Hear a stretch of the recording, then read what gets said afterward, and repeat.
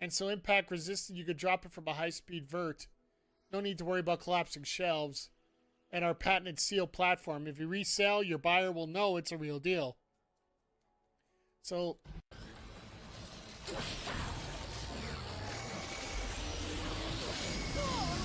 yeah, no, I'm dead. Big thing about this is you just need a little patience. Is that what the G&R song was?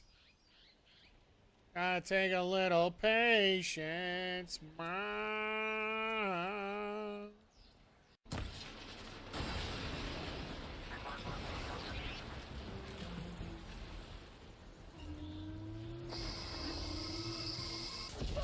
Wow, okay. Was that a stormbird?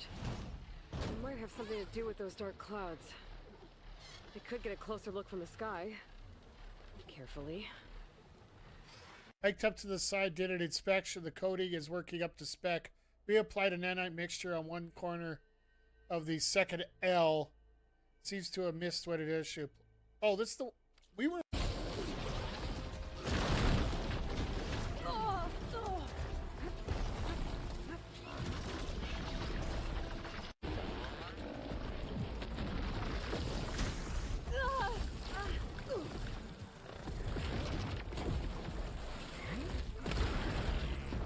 Oh, frickin'. About freaking time. Damn, that took a lot. Okay, let's see if we can shut this thing down.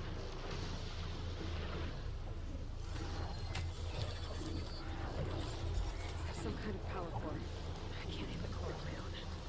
Seika, I need you to shoot the core. Got it! One down. The upside?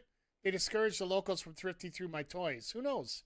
Maybe with a little luck, maybe we'll discourage the redhead as well. Oh, you stupid. This is such horse shit. I'd like you to meet some old friends of mine.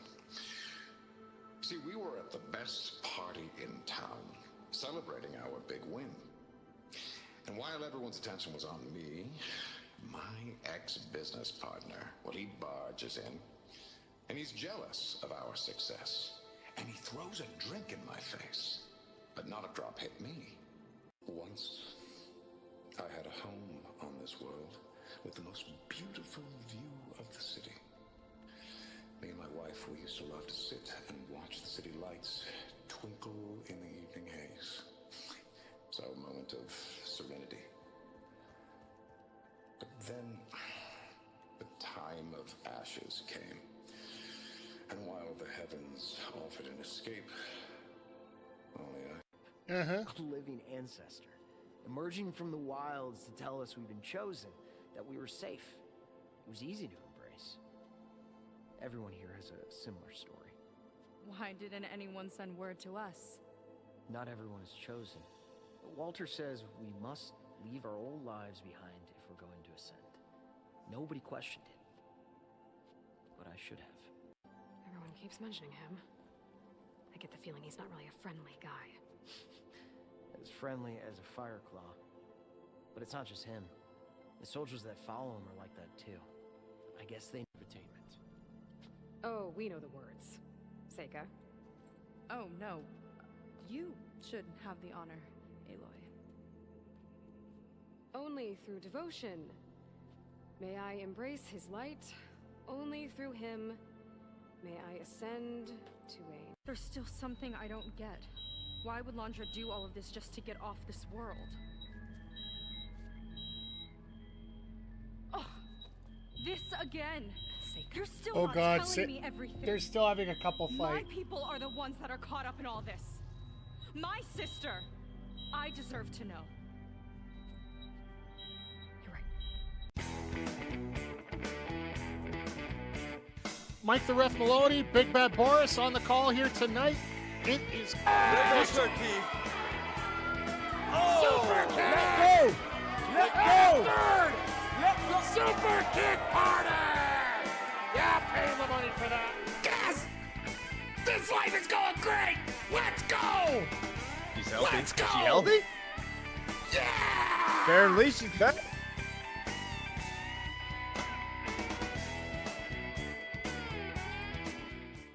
Hey, yo, yo, yo, and away we go. Happy Saturday night to one and all here. Welcome to the AEW Dynamite Sidecast. Yes, I do realize NXT's going on right now, but I'll be honest, I do have it on my screen here for the moment. We'll be changing over here momentarily. But let's not sleep on Collision tonight. It is going to be a fun show. If you guys got a chance to watch Ring of Honor last night, I highly recommend, if you have Honor Club, go take a look at it again. Hey, Homer, good to see ya here tonight. Hope you're doing well. Yeah, we have two follow-through stories from last night actually bleeding over the show today. Well, three if you count a promo from Mox, but I think the biggest news coming out of last night, more than anything else, Mercedes Mone losing one of her first of her 13 championships to Red Velvet, the ROH TV title. And tonight there is a chance that she might lose another one, as she's going to be taking on Leila Gray tonight for the TBS championship. Do I expect a title change tonight? No, I really don't. I think it's going to be a lot closer. I think it's going to be, she's going to be scared for her life on this one. As I switch things up here to LTV mode. We're also going to get, for a fall-through story from last week, we got, or from yesterday, sorry. Ricochet defended the AEW National Championship for the first time in Ring of Honor against Dalton Castle in I'm going to say an okay match. Like, as much as I'd like to always talk about Ring of Honor being these absolute blow-away cards with fantastic, I think this was more under the case of nobody screwed up. Nobody screwed up the show. And for me, that seems to be like one of the biggest bonuses you can have in AEW, or in ROH for that matter. Just when the lower bar of your show is just good, as we're going up, like it's going from good to great rather than from terrible to great. I think that's a pretty good standard to live up to here. We're having a lot of fun with that, and tonight you're going to get a chance to see everything from GalaxyCon. Ricochet is going to be defending the title against Ace Austin. This promo came up on the post basically after the show when Ace Austin got a victory over Lee Johnson on the 0 Hour. And then Ricochet once again defeated Dalton Castle in an okay show, or okay match. And then we're also going to get 3 matches in the Continental Classic, which let's bring these up right now. Oh, God. We got a big one here right off the bat. They are not even going into the intro. We're going straight into the matches here.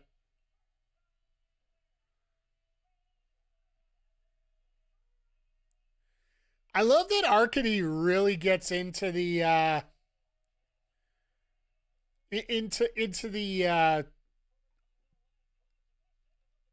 introduction of Orange Cassidy.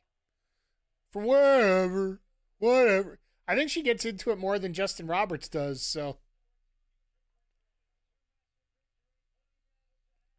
And we get Riccaboni tonight. I think that this is.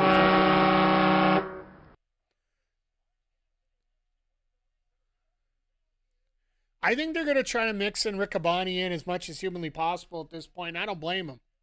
Ian Riccaboni did a fantastic job calling last night. He might be the best caller in the game right now.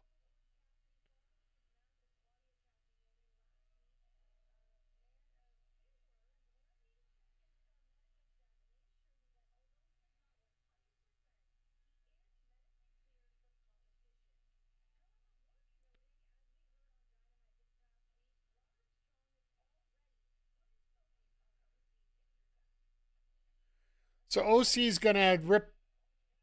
Essentially, OC's going to get ripped apart by Strong, I think, in this one. Orange might be the guy that ends up with 0 out of this. Well, it's all going to come, like Mascara Dorada and Orange Cassidy, I think are going to be the 5-6 guys in this.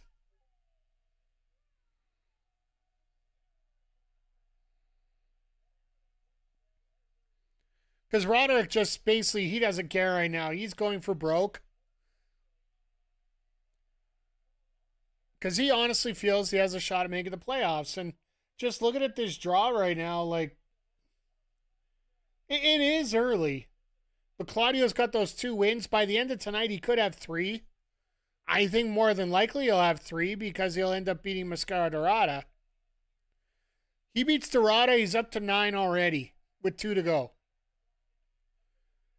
And as we have talked about before, getting into the playoffs for this thing, 10 points usually sets you in pretty easily.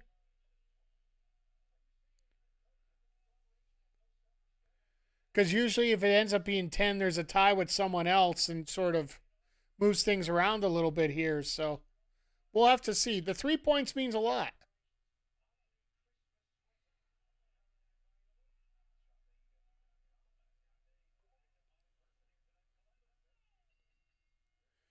So yeah, if you guys are wondering about the venue here, they are in GalaxyCon, which they were at last year for a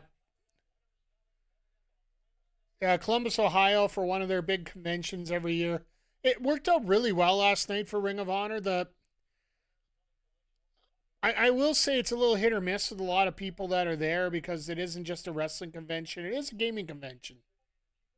Gaming, comics, and whatnot. And a lot of people are just checking out AEW for the heck of it. Thanks, Michael. Appreciate you being here once again. Always a pleasure having you around, especially when we're live.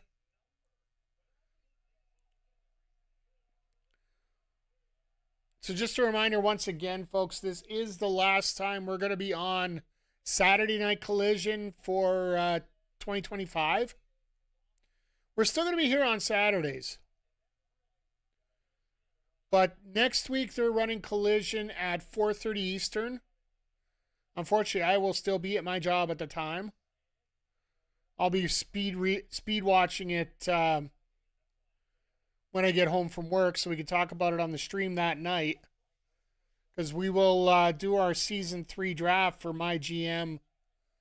The plan is right now to do Season 3 of My GM right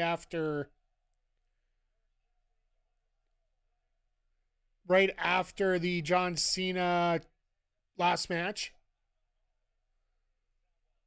I don't think anybody, with all due respect, nobody should really miss that. So, and then on the 21st, the next week after that, or 21st, whatever it is, we will be. It'll be the 20th, sorry. They're actually running in the afternoon again, so we're more than likely going to run a little bit earlier than normal for our stream. Well, we might even do 3 weeks just to see we get things moving a little faster as we're heading towards 2K26. Then, of course, the week after that is World's End. And we'll have to play around with that, see where we're going to go with that there.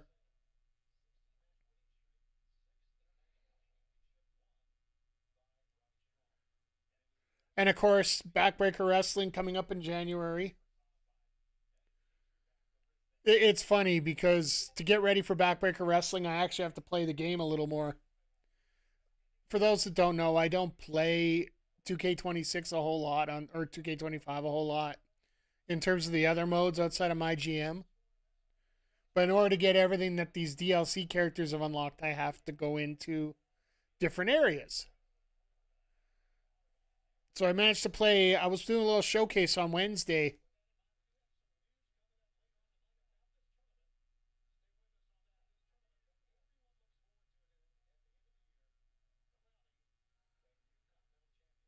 Shivani says they got more news about the title or about the tournament.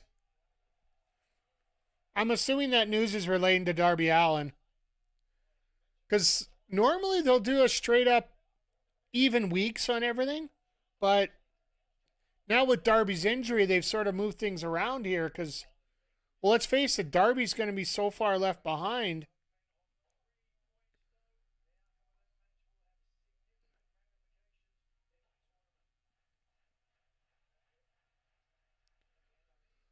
By the way, I want to give a shout out to Nigel McGuinness, who put on a hell of an effort last night at Final Battle.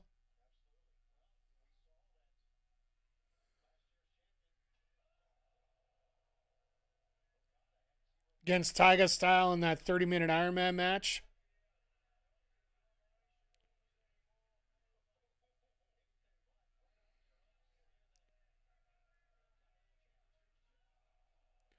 But yeah, just having a hell of a time here. And once again, everybody, thank you for popping in here. We always appreciate you. And tonight, as a special treat for you after we're done here, we're going to fire up the beta for Marvel Tokon and just wrap some buttons, see how it feels. Oh, God. Yeah, that's going to hurt.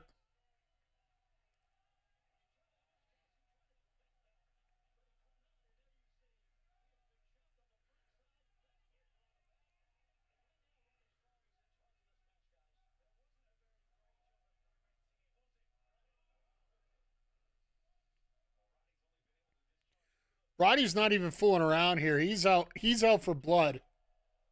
This is one of those great situations where he realizes he's not exactly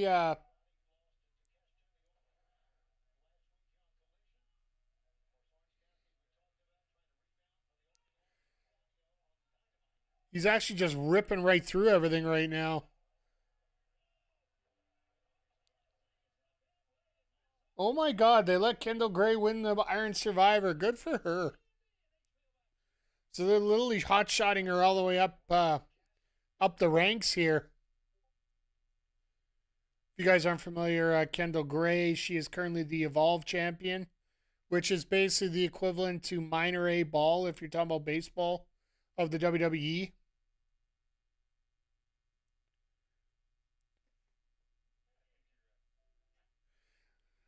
Somebody at the station was a little off on the setting up the commercials here up in Canada, so. No, it'll be cool if she's the one who won the Iron Survivor here, getting a shot at JC. Be a fun match. I don't know if that means a title change or not. A lot of transitional champs though, because Ricky Starks lost to Oba Femi, so it's Oba and Cody next Saturday. Hey, Miss Zodiac, how you doing? How you doing tonight, Chris? Hope you're having a great Saturday so far. I've just been getting social media notes in about Deadline tonight. As I've been getting ready, talking about the big stories of the week here, and just be Kingdom Hearts 2. I will give you a warning because I know what kind of effort that is. Yeah, I was saying the biggest story from the night is the fact that Mone lost her championship to Red Velvet in what I would consider, if it's not a 5-star match, it is pretty much a 4 and 3/4. It was a fantastic match. Both ladies' matches absolutely rocked last night. Persephone and Athena, and the mentioned Red Velvet and Mercedes. And tonight there's an opportunity that Mercedes might lose 2 titles, as she's defending her TBS championship against Leila Gray, who actually came to try to console her last night after she lost that match, and Monet just had her pity moment and walked out. So they scheduled this match. And the other thing to come out of it that's happening tonight is Ricochet last night issued an open challenge for tonight for the national title. He was saying it before he beat Dalton Castle. But now that he beat Dalton Castle, it's wide open. And now Ace Austin mentioned that he heard the challenge and he accepted. So we're getting Ace Austin and Ricochet tonight, which I'll call that a big dub.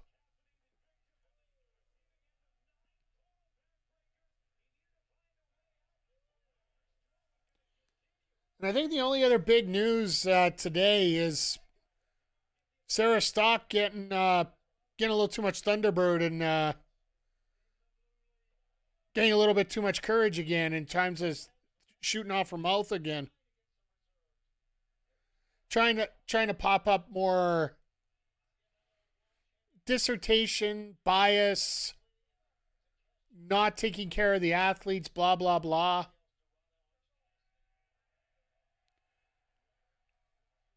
And basically, most of the wrestlers in AEW right now are just say, shut up, you're drunk.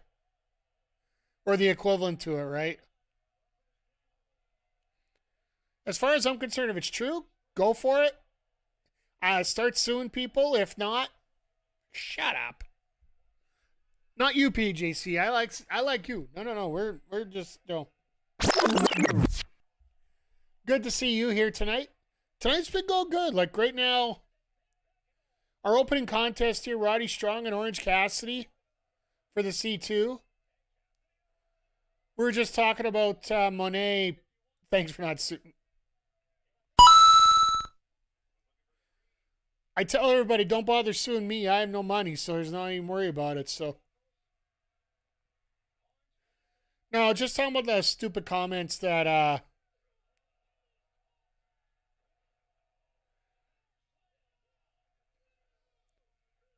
Dorada ain't getting a point.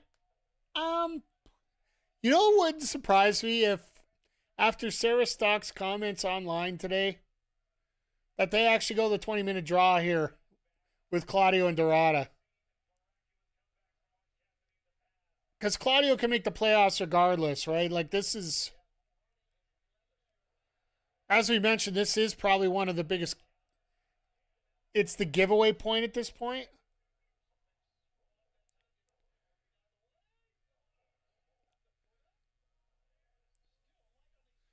Basically, she was trying to name names and try to talk about how mental health isn't taken care of and Latino wrestlers are being abused and not treated the same way as everybody else. And basically everything that everybody else has come out except for Ray Phoenix and has said, you're full of shit. Basically, I would recommend going and take a look yourself. She was actually naming names in terms of VPs of AEW and such. Not EVPs, but like the lawyer end, the training end. The fact that they went to online counseling rather than in-person counseling, which honestly, not necessarily the worst thing in the world either. Like, I know we've probably all heard what dating little Blake can do to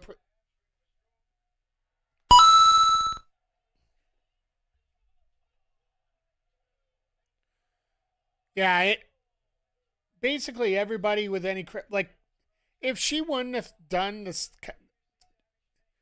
if she wouldn't have thrown some of the comments out that she did when she did earlier, I think some people might have taken her stuff a little bit more seriously. But now, good luck with that. Just simply put, good luck with that.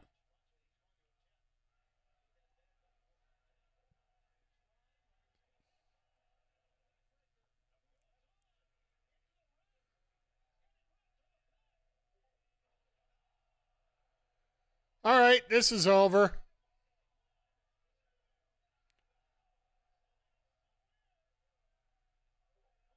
Oh, no.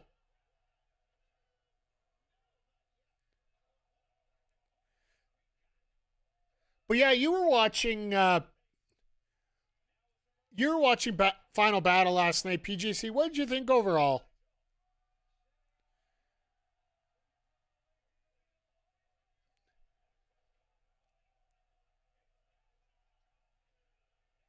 Oh my God.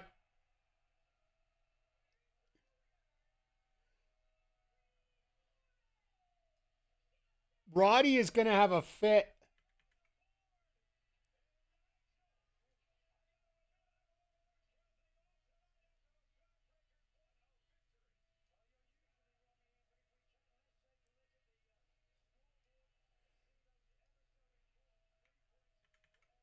Let me get this updated real quick for you guys as we're...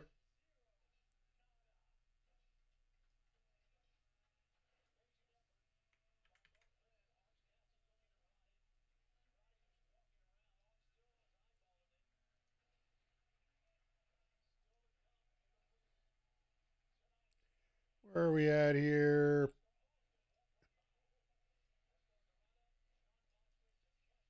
There we go. Updated graphic for you guys. From what I saw, I enjoyed it. I was working, so I was in and out, but I really enjoyed the pure match. Yeah, the pure matches were great. Like the Iron Man match for a half an hour. Deonna Purrazzo, Billy Starks match. Wasn't as pure rules as I'm used to, but I didn't mind it. Wasn't the worst thing in the world. Let's put it that way. Billy Starks. Here's the fun fact for last night. So, Athena is 37 right now. Billy Starks is turning 21 on Monday. Persephone, who is the other person that they consider somewhat of a blue chipper coming up, she's 27.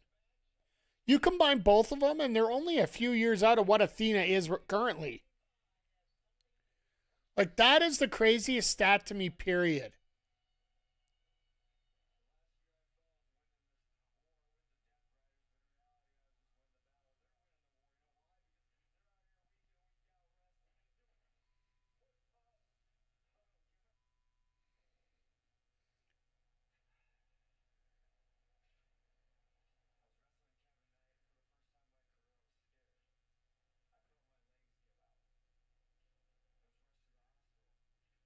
Okay.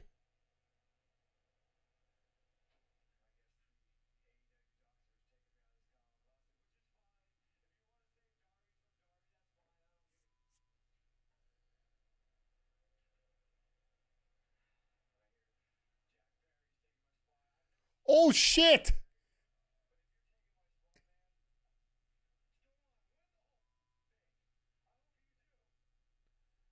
You guys hear the breaking news right now? Jack Perry is taking over for Darby Allin in the Continental Classic. Darby's getting pulled.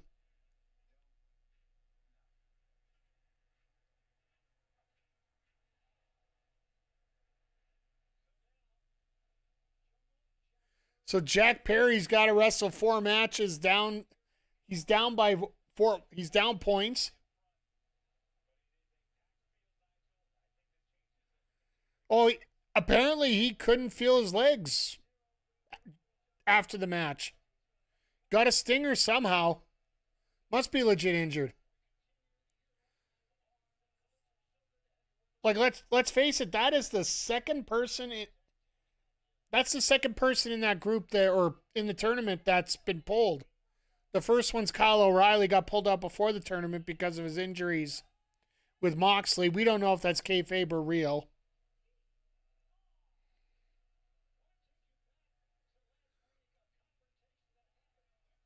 Oh, Dax. You're in the middle of a Comic-Con. Do not go after the cosplayers. Do not go after the cosplayers. That is not cool.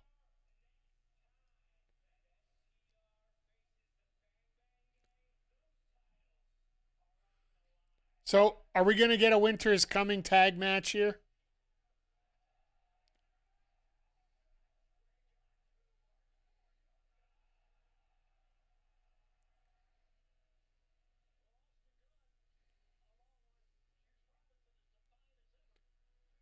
If that's all true, well, look, amazing normal wrestling move that put Darby on the sidelines. Yeah.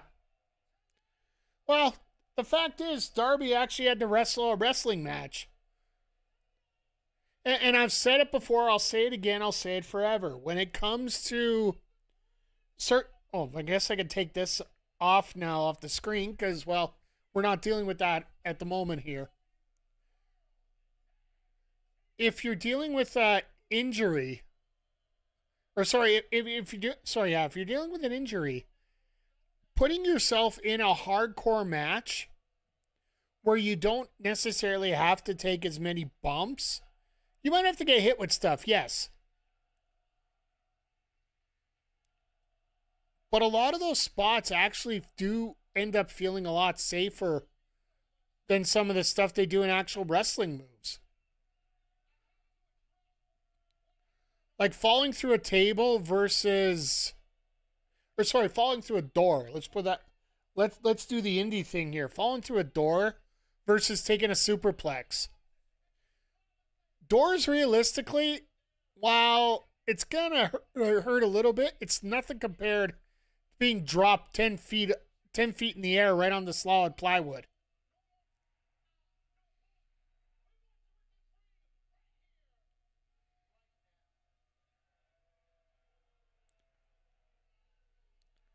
What if they don't come out?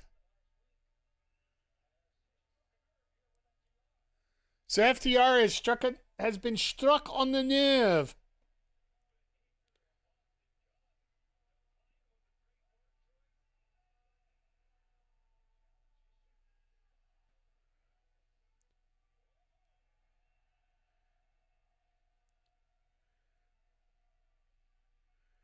I love the fact that they don't change their positions based on the whole Bang Bang Gang and exactly the way they normally are.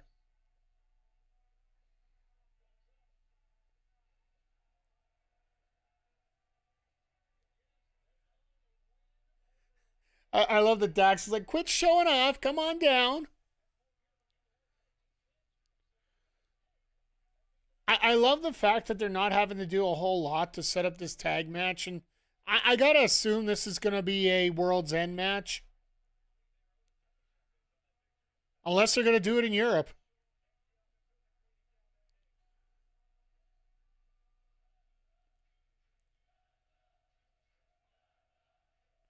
This crowd is all over. Let's go.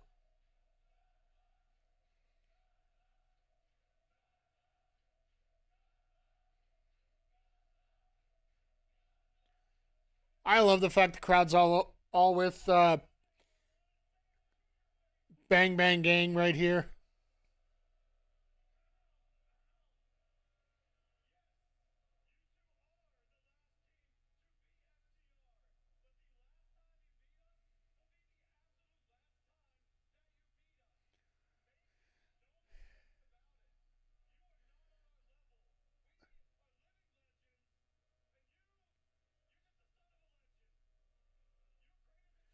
Now I wonder, is Billy Gunn still in AEW, or did that contract run out?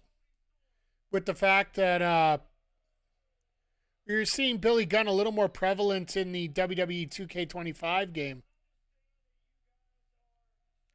Or is that just a coincidence that now they're really dumping the content, just like MLB the show's dumping the content? That they're in their last season right now and just trying to clean everything up, but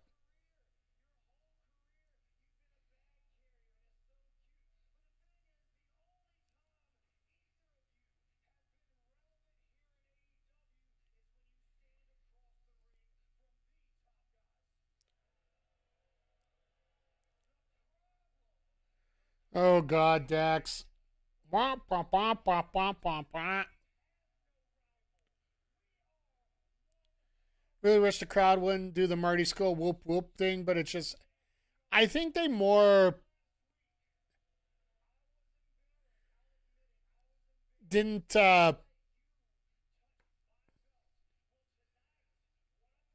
I bet you half that crowd doesn't even know what the whoop whoop thing is about, right? It just feels good to go in the rhyme thing. Mina didn't like that juice comment? Probably not. I will throw that there just for that.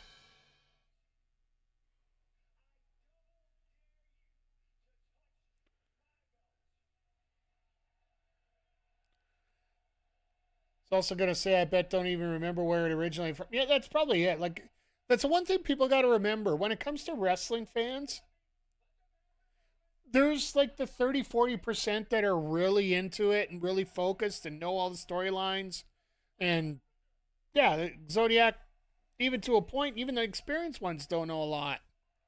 Everybody's had their expertise and whatnot, but the majority of fans just want to do stuff that's cool.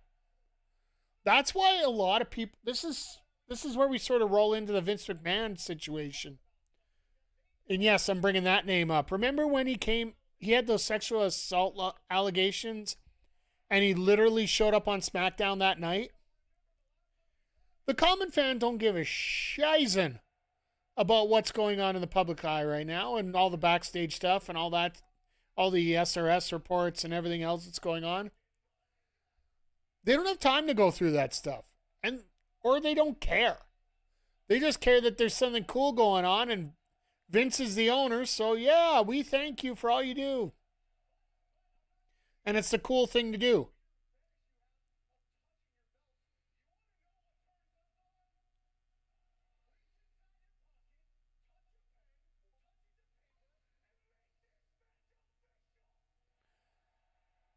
You have to remember the USA having sexual assault allegations is a positive.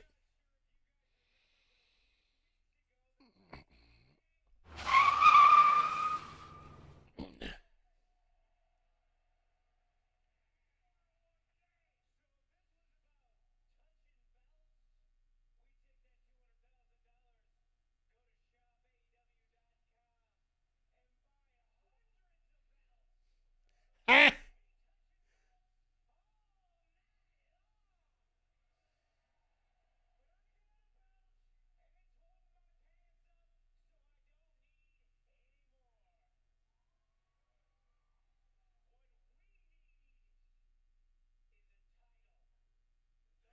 Oh my God, Paris should be having a field day right now. We need to have a pack where we send them to get made Canadian care. Maybe.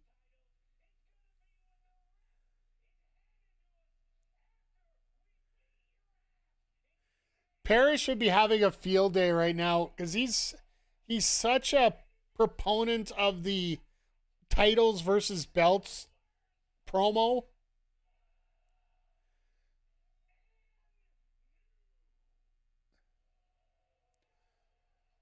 Yeah, I got to assume this is going to be a match set up for World's End. There's no reason to do it over in Europe. Hammerstein's way too close to the pay-per-view.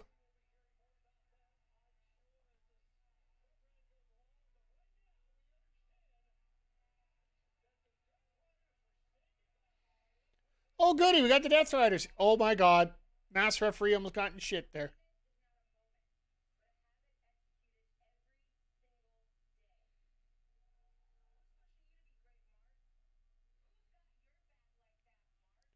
Wow.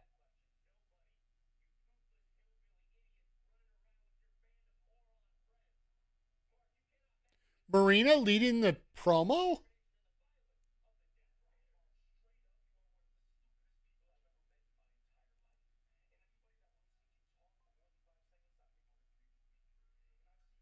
Doing a good job with a feud. You know the Bang Bang Gang has no chance. That's fair. She's such a good promo, good wrestler. He's low-key one of the biggest fumbles in the original. Absolutely.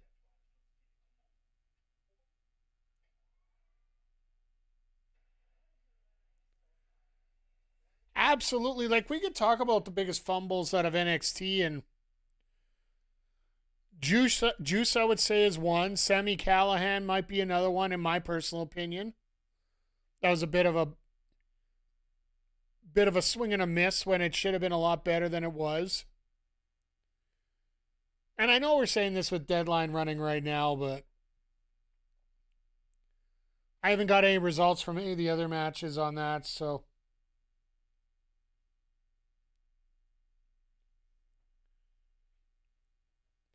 Yeah, NXT Deadline is actually running right now, so they started an hour early. Obafemi is the new NXT champion.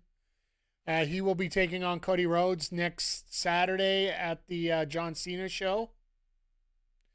Kendall Gray ends up going from Evolve Champion to Iron Survivor. There you go. There you go, Zodiac. I think that might be the biggest one. If you want to talk about straight NXT out the door to prominence otherwise, Ember Moon might be the key one there. and we could possibly talk about others right now, like, but once we get there, we're going to start talking about the main roster too, because let's face it, the biggest positive news that we've gotten this week outside of AEW and outside the major brands in North America is the fact that the newly named Charlie, and she's just calling herself Charlie now, is going to be taking on Chris Statlander for the Eve Championship at the big International Women's Day show in London for Pro Wrestling Eve. Charlie, of course, the former Dakota Kai. If you go on, Dakota Kai is now being named Charlie. Her first match back is going to be versus Chris Statlander at the O2 in London. So, my apologies. I forgot to clarify there. I'm just going to randomly throw out Davina next time, too, and just see what happens. It is an indicator. It's also the fact that Dakota, I know she's from Australia. She's another one of those Australia darlings that we have. But she did most of her best work over in Europe.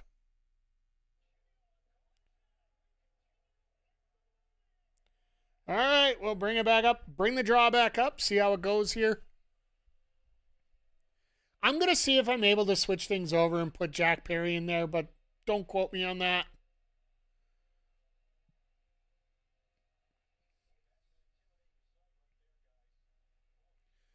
I'm glad they were able to test this out last night because if you guys didn't get a chance to see it during the pre-show, they had Grizzly Young Vets take on Wheeler Yuta and Daniel Garcia. That was a hell of a match.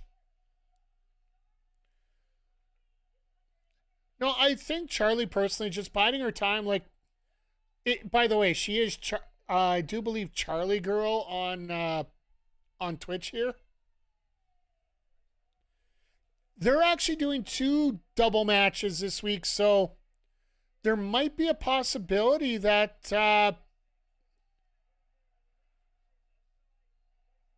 do Mox and Claudio not even go over the cross, show up at Winter is Coming or anything like that? Because if they do 2 here, I think Claudio, I don't know if he wins the league, but I'm pretty sure he's going to make the playoffs one way or the other.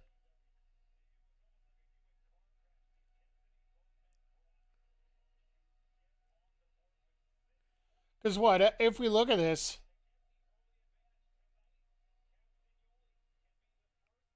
there might be a possibility here, and I'm just throwing out playoff scenarios off the top of my head here.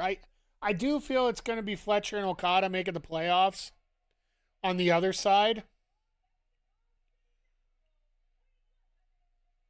But if you look through this, and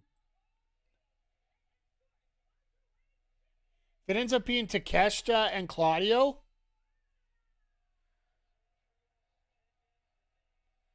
does anyone in wrestling have a more epic team than Claudio?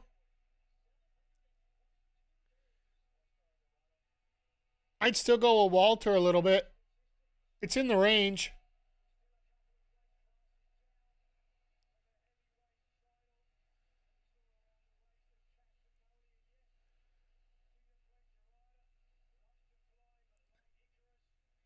Sorry, every time I see Claudio now, I still think of his original ROH team, the 1812 Overture.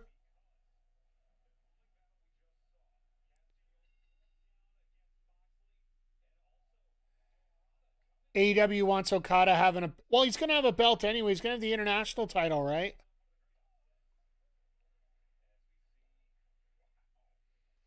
Like, after all this convolution, confusion, stupidity, it's been proven that the international title and the Continental Championship are 2 separate titles. So regardless what happens at the end of this tournament, which honestly I feel Okada's probably going to win it regardless, just so he can have that unified title back and they can deal with this mess next year.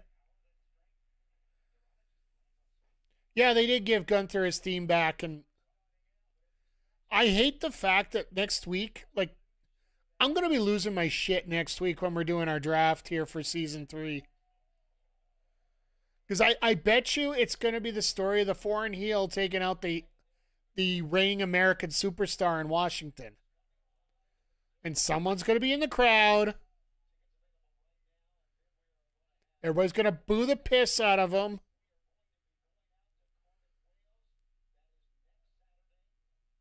And next thing you know, every foreign wrestler in WWE has their visa revoked.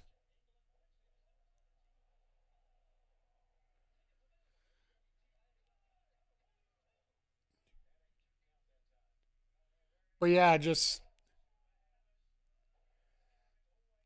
But here's the question. Does Dorada get a win out of this? In this draw at all? Like, I'm looking at this. Like, Dorada's got all 4 guys left to go. Like, Moxley. Could he be facing Mox? Well, could it be that position where Moxley might be able to get into the playoffs over Takeshita if he wins over Dorada? Are they going to play that rule there? So, yeah, they're just showing it in the bottom corner. Just a reminder, next week we will not have the Collision Sidecast together here. I work until 6 o'clock Eastern, so unfortunately I won't be here to make it. Trudeau ain't seeing Cena.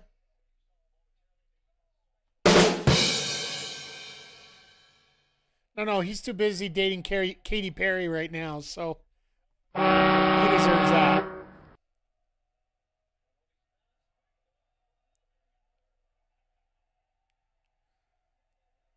But yeah, we're next Saturday we're gonna be on after Saturday night's main events wrapped up. Unless I get completely pissed about what I'm seeing and I'll just fire up early, whatever. And then on the 20th, we might actually Trudeau and KP have to be the most random ass WWE Universe mode relationship of all time.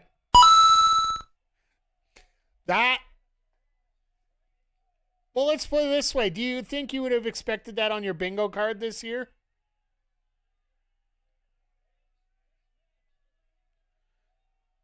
Oh, Dorada's dead. Jesus.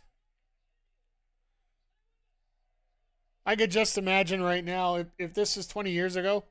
Piñata! Piñata! Piñata!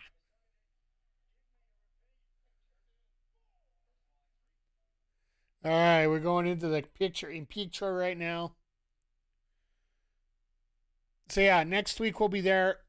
The 20th we'll probably do a super show of 2K25 since they're running the afternoon again on the 20th for or no, they're running a 3-hour holiday bash on the Wednesday, and then I don't think they're running anything Saturday period, so. And then, of course, the week after that is World's End, which we will be here for. We'll have a lot of fun here. We'll talk about things that happen over the happy holiday. Even though I'll be here pretty much every day through the Christmas break. So, as we do have AEW Christmas Eve, Christmas Day, and the 28th as well. No tailgate party scheduled quite yet. Then, of course, New Year's Eve as well. They're going to have a show.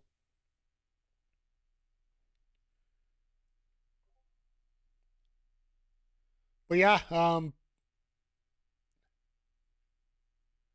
just as we're getting through it here and just watching all this crazy stuff go down, like, I do think Dorada gets a win somewhere in here. It's just hard to figure where. Unless Roddy goes apeshit and gets himself DQ'd. Because honestly, I could see that happening now with this loss to Orange. This might actually snap him at this point. Or maybe Dorada sneaks one out of Orange.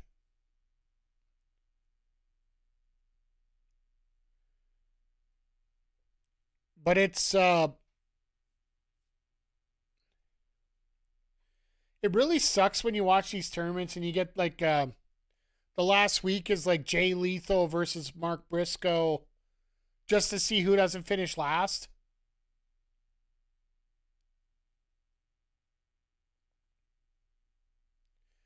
Like I know we don't want to do anything too gimmicky like this, but wouldn't it be fun if like the last place guy in each round, each side ends up having to like do some sort of stipulation?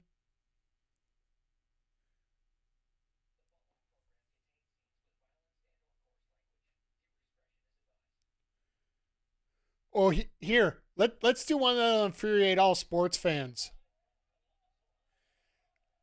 especially like NBA fans and NHL fans who always talk about tanking. The last place person in each pool have to team up and they get a tag title shot. Could you imagine having to hear about people tanking for titles?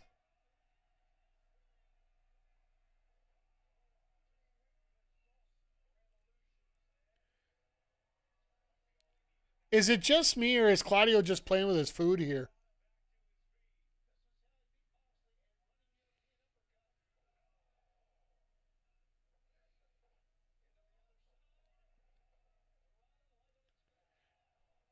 Nice kick. Like I said, could Dorada pull out a victory here? It'd be crazy if you ask me, but I still think it's possible.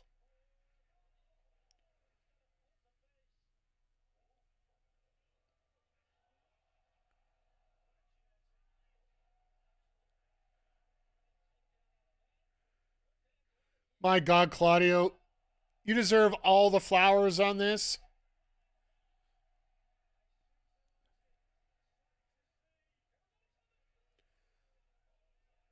And Claudio's just like, nope, we ain't playing this game. Then he gets an arm drag on the floor. I love it. Dorada's still fighting. Like, I think everybody in their dog knows where we're going with this, but... And if it's an upset, I will take an upset. If it's a draw, I will take a draw. Let's face it, 20 minutes?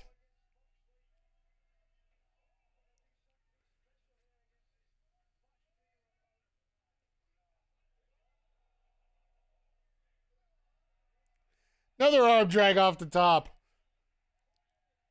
This looks like me when I'm trying to do, like I've been playing the showcase mode to try to get some stuff unlocked.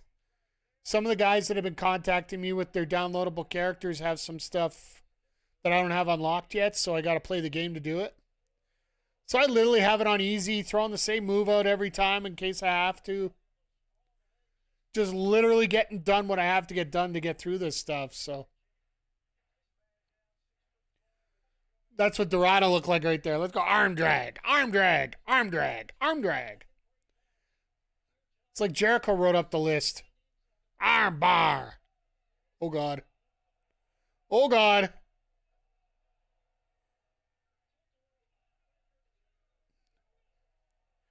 Roddy's jealous about that tilt-a-whirl right there.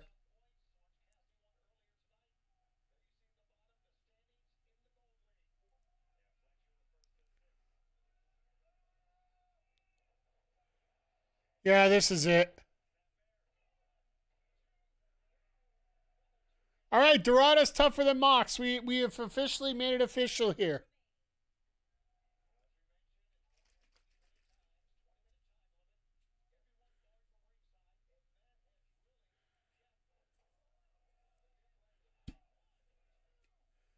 I thought we were going to get a 3 out of that.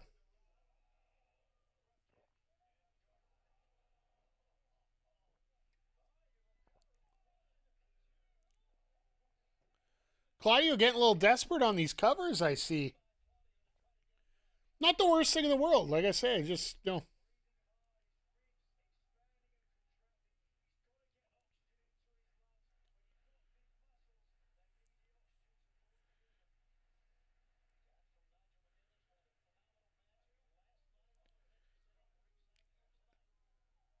Dorado beats Mox. I think they set up Dorado and Mox to be like the last night.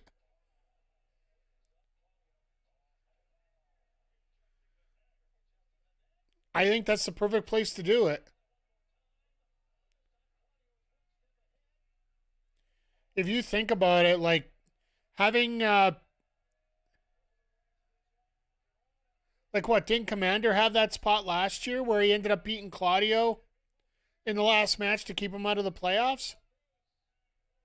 Oh shit. Flying head scissors off the top rope.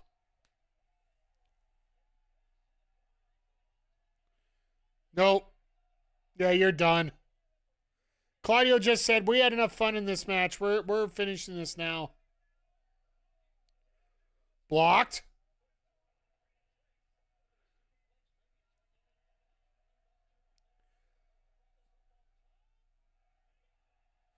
Oh, no way. Uh.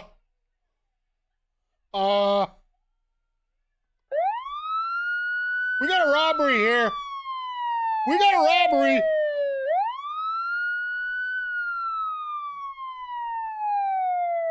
We got a damn robbery here.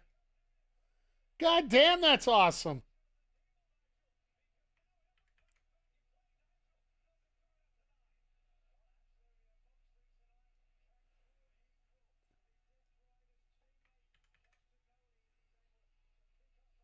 I did not expect that in a million years.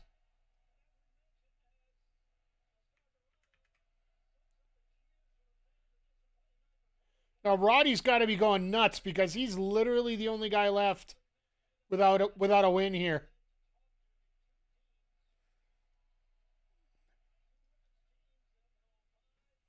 Like, look at that Blue League. It has just got a lot tighter now.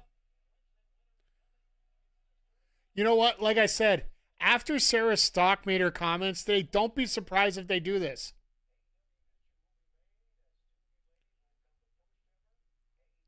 Makes sense why Claudio wore CML. He's been wearing it since he won the title. Just literally, like what? He's only had it since when? Well, he won it Saturdays, so. But yeah, that's our lineup going into this last match here.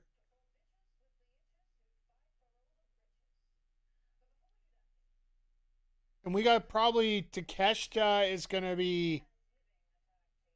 Takeshita and Moxley, winner of that gets 6 points. Unless there's a tie. Then there's a possibility that both those guys could get knocked out early.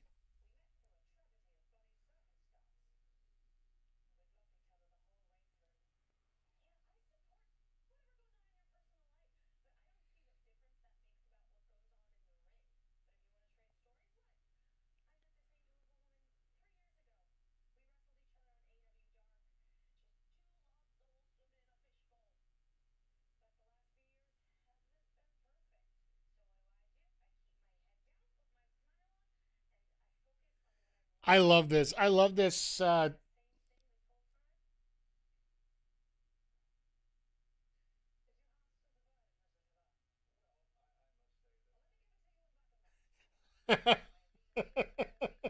Shivani not getting his words out at all. That doesn't surprise me one bit.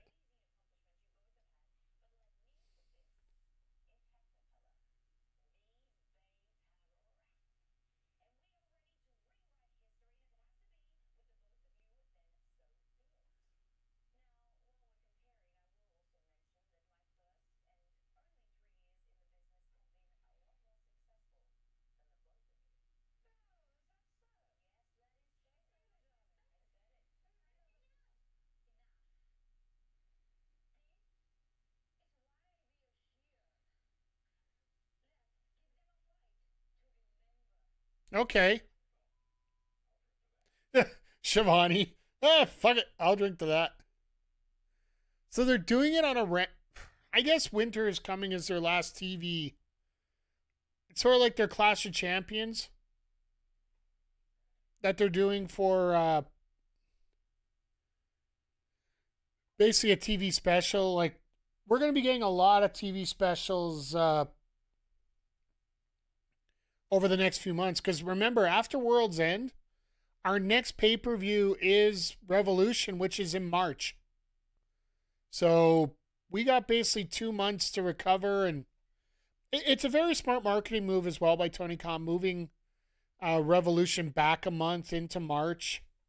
While it might interact with more of the WWE schedule, usually March is usually where they have Fastlane of anything else. Elimination Chamber, they moved up to February. At the Rumble's going to be end of January. Elimination Chamber be near the end of February. And yeah, just Revolution out in LA is going to provide a very different atmosphere about what's going to be happening here. So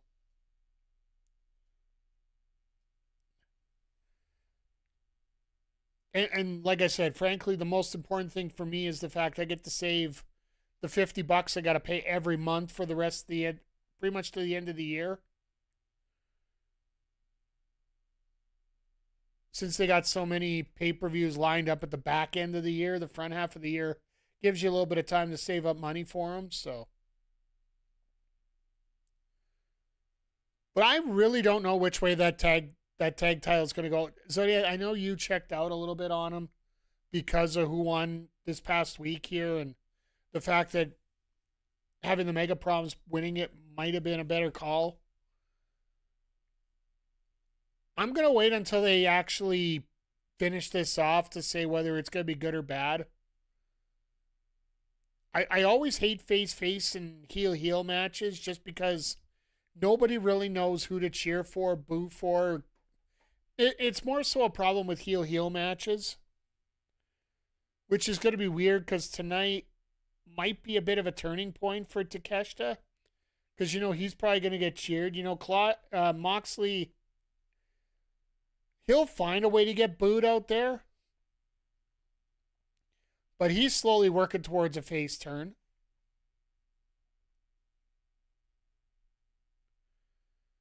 But yeah, having Dorada beat Claudio tonight,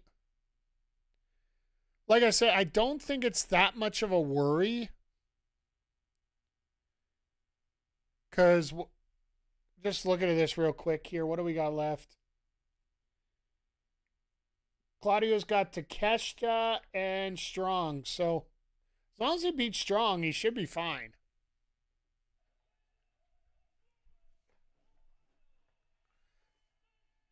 Shivani going to do his in-ring work again. I hope he doesn't get kicked out of the ring as quickly as last week. On Wednesday, it was literally, Joe's like, get out, Shivani. If you value your life, get out.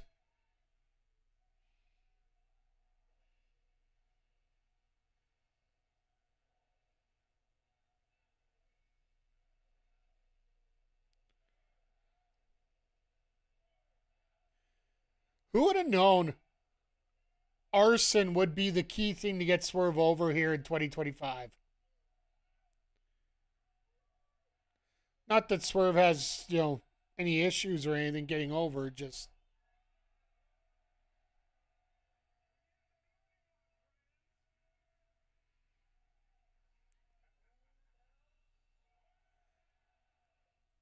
I love how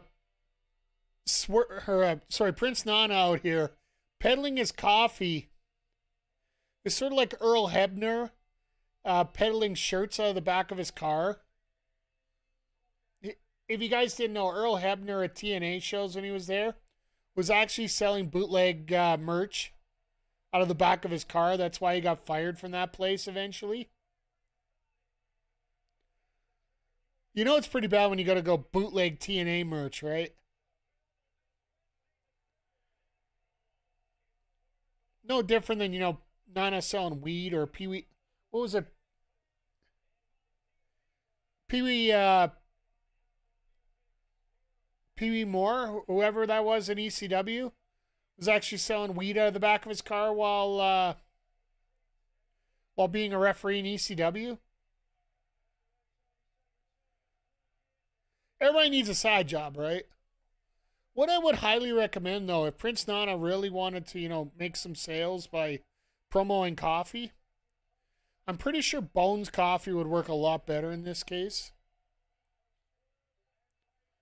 bit.ly/RHP Bones, if anybody's wondering. If you need the link, let me know.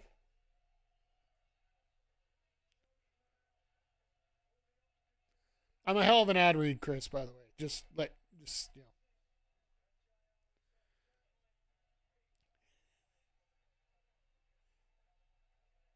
Yeah, I thought I heard something about it helping you out here, so.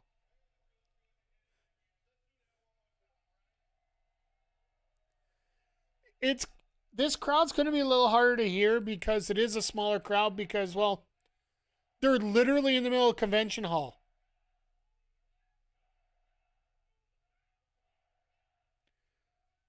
And it's Columbus, Ohio. The best thing to come out of here is Johnny Goudreau. PJC will know that reference. Zodiac, if you know your Blue Jackets, you'll know the reference. R.I.P. Johnny.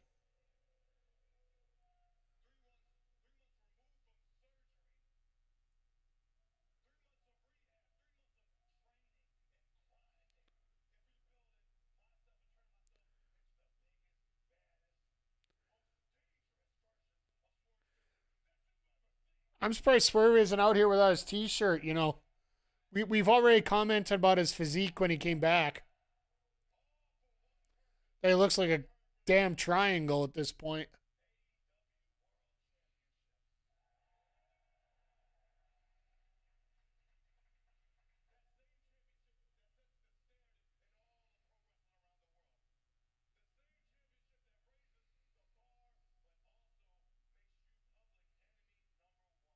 Yep. I will agree with that. Public enemy number one for sure. Whether it's inside AEW or out.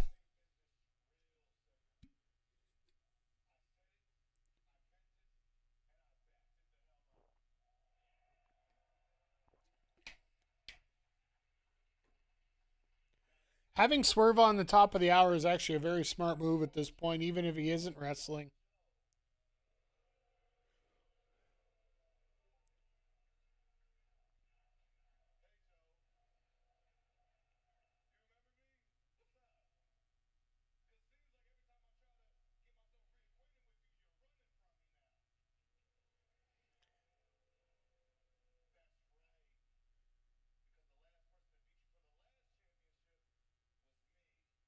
That's right. Swerve did beat Joe for the title in that triple threat.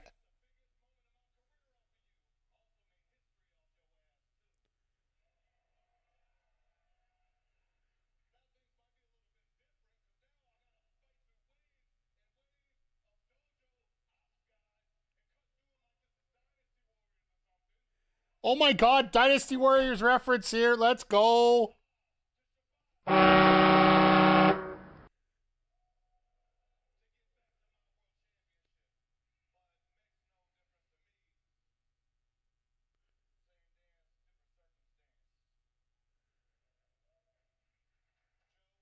You can tell Swerve's a damn good linguist here.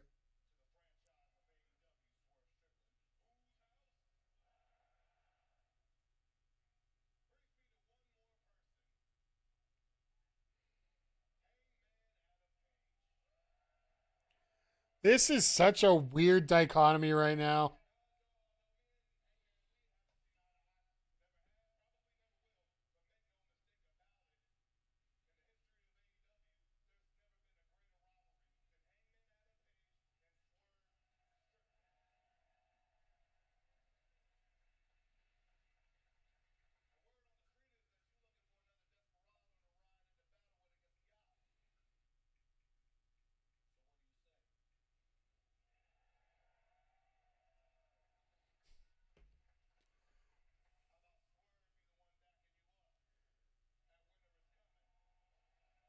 Swerve and Hangman versus Not Joe and Shibata, Hobbs and Shibata.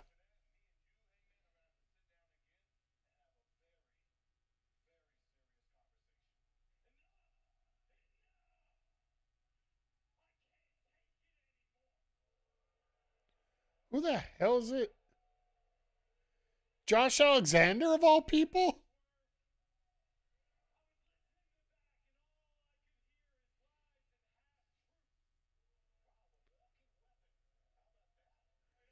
I love how Shivati has to bring up, who are you again?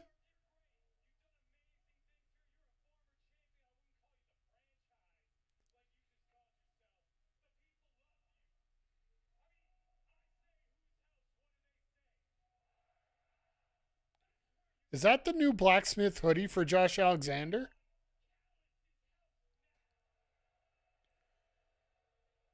Because if you didn't know, Blacksmith Apparel has made a deal with AEW for some new stuff. I haven't bought much AEW tees because, frankly, I got 6 billion of them.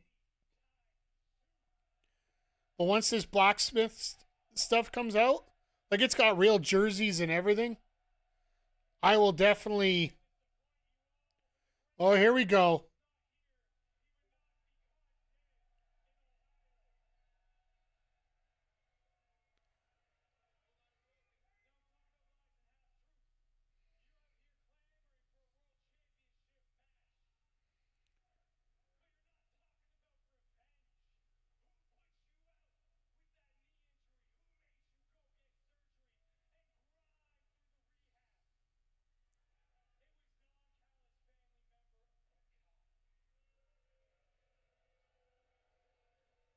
Yeah, it was Okada. That was totally pre-planned, and I loved it. But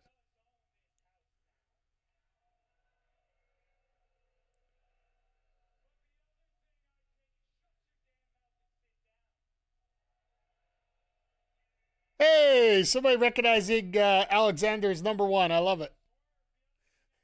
You notice how subtle that is going to be a meme. Somebody subtly just coming up and.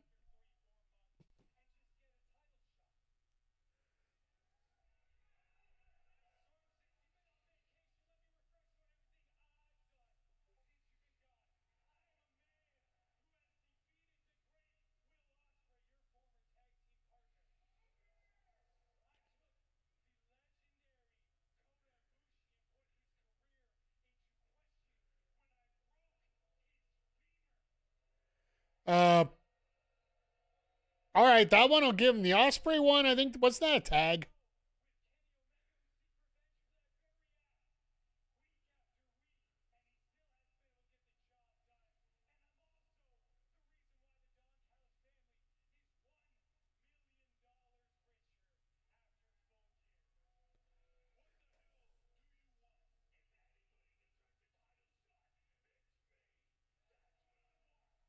Alexander looking for a title shot?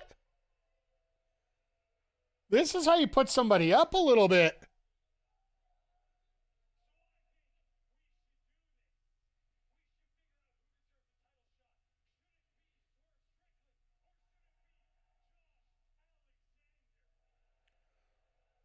This is one way to bring somebody up in the.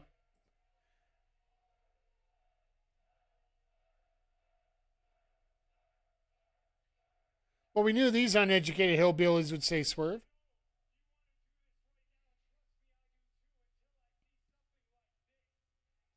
Ha!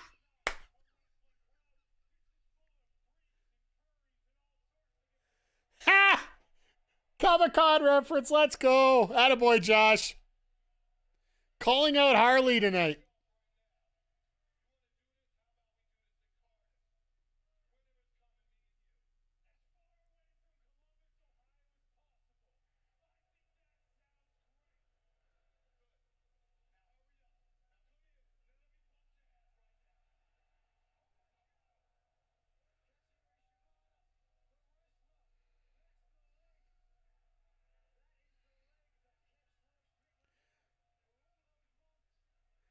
Shibata. Here we go.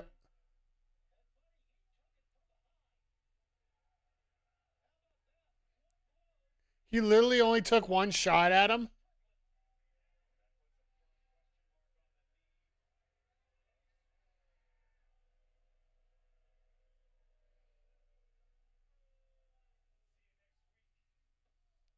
Well, next Saturday is it's gonna be a stack lineup for that Saturday, so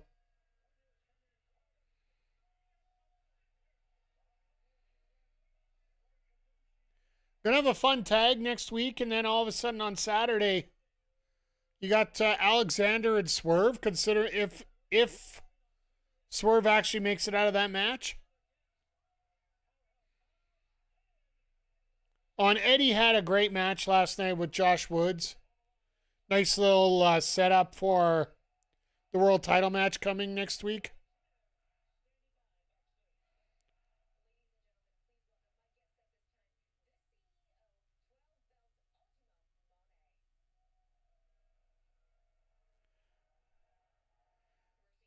Mercedes looks like she's about to cry.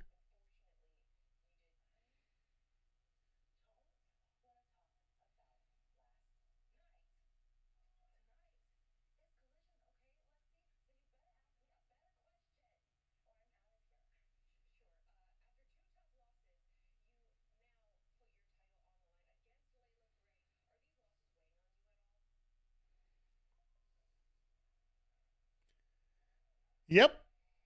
I think the best way to say yep.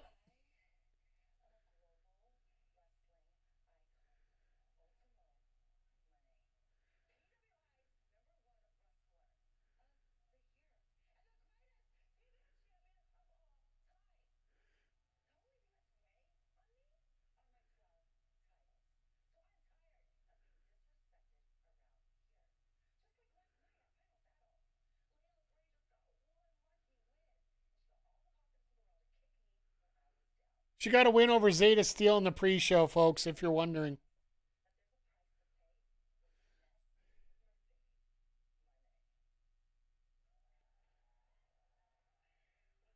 She is losing it, and I am loving every second of it here.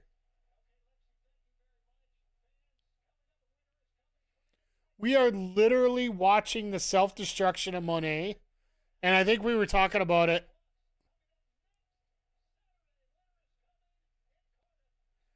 We were talking about it earlier, like the ups and downs when it comes to Mone. It makes so much sense.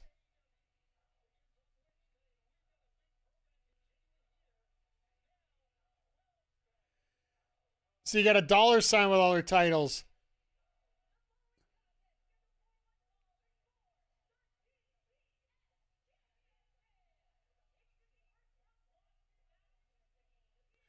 It is going to be so fun to watch her lose all those titles. She is going to go on the ultimate losing streak.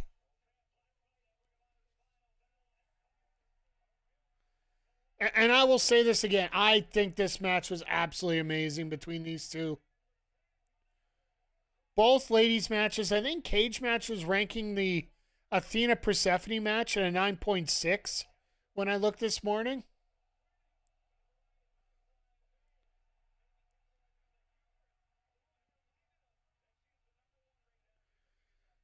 I just want to see if Mercedes does not lose this match or does not win this match, or if she ends up losing. If she ends up winning this match, I want it to be by the skin of her teeth.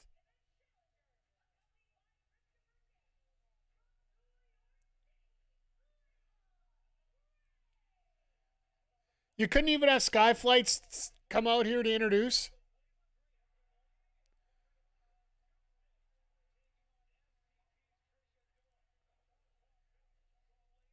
Is Mone's character a deconstruction of Charlotte? It could be in a way.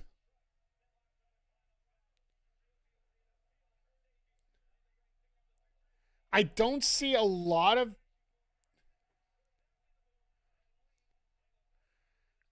I think there's a longer story involved here and how she's going to. This could be the beginning of an arc where Mone ends up winning the AEW title at Wembley.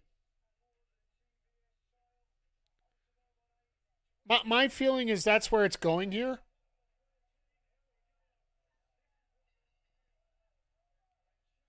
And Leila could very well be a person that, Mone could lose to. Oh, hi, Leila. Sorry, I will throw that there for you. Sorry. I'm a little behind on that.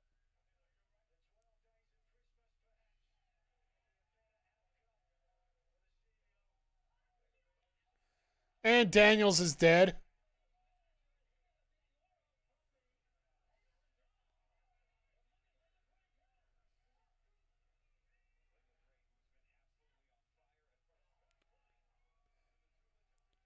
But yeah, I will say Leila did okay except for the finish of the match. Like literally, if you guys remember seeing the original pedigree from Jean-Paul Levesque way back when, where he basically spiked the guy on his face. That's basically what happened to Zeta Steel in her AEW or in ROH debut.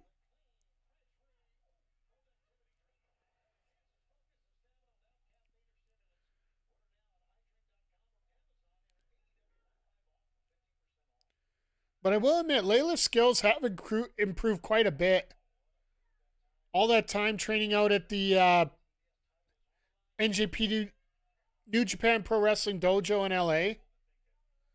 She's actually a student from there, so.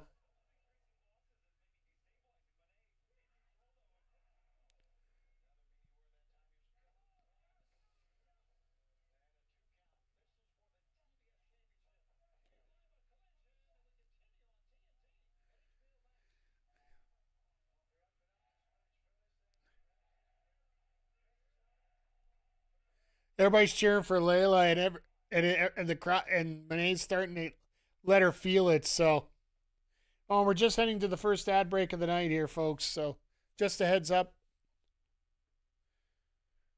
Yeah, just watching as we're going through all this. Like, Monet looks like she's in full control. That's what scares me right now. That I do think we might get a change here.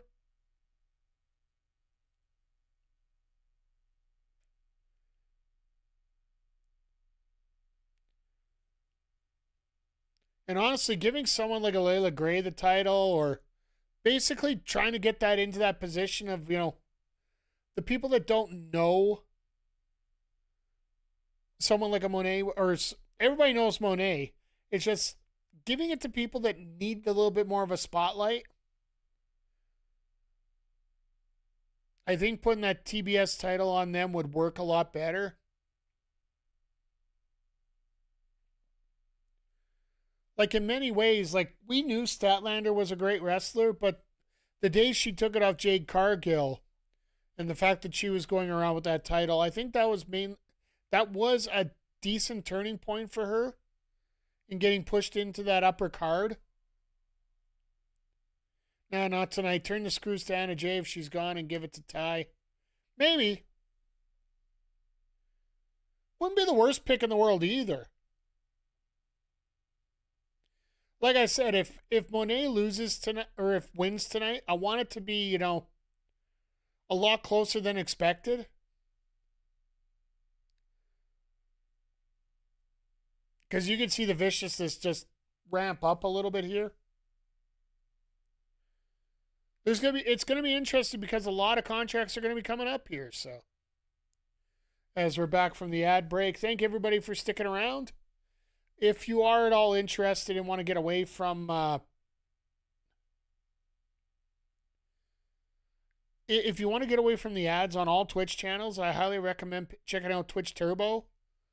It is free for 30 days up until December 31st. They have that offer. If you want, just click on the little battery button on the top here, and it will direct you over to details on that. So. Nothing wrong if Jay left. I think Anna Jay might do even if she signs, get her to go to Japan. Let her go back there and work a little bit more.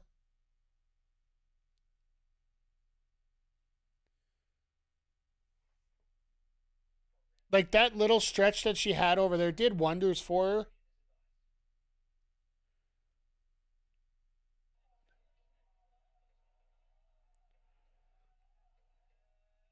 It's just the biggest thing for her right now is the fact that she needs reps.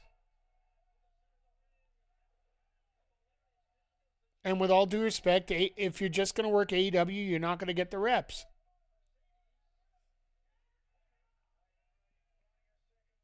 And does she want to work a lot of the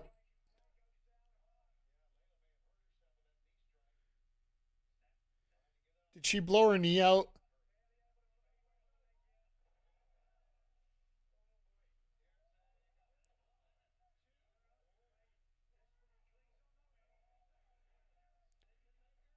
If this is a quick tap, then yep, she's hurt. I don't think that finished the way it was supposed to.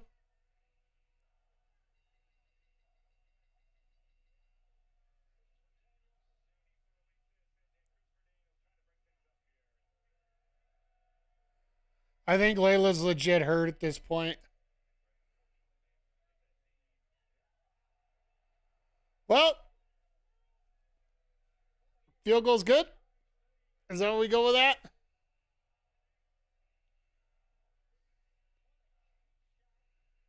She is definitely irritated and angry.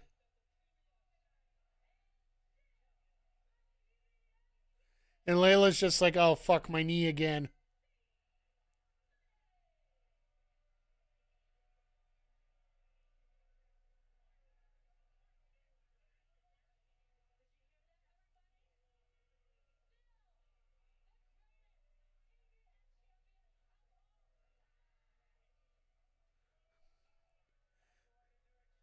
And Tony's supposed to wear that headset after.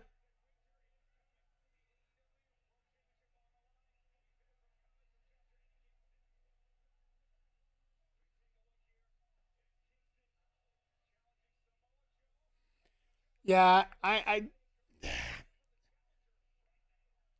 do we have another TBS challenge at World's End?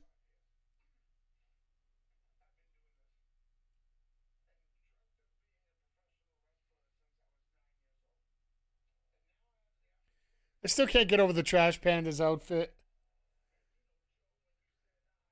Supporting the local minor league baseball.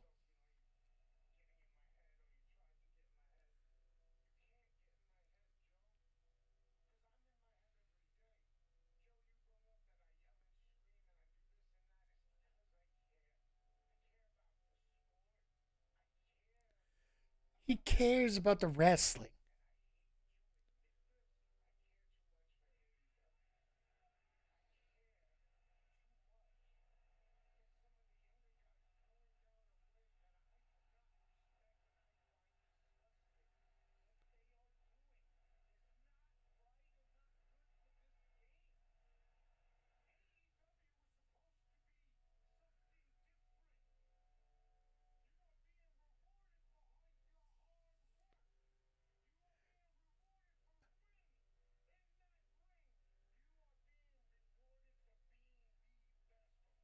I love this by Eddie here.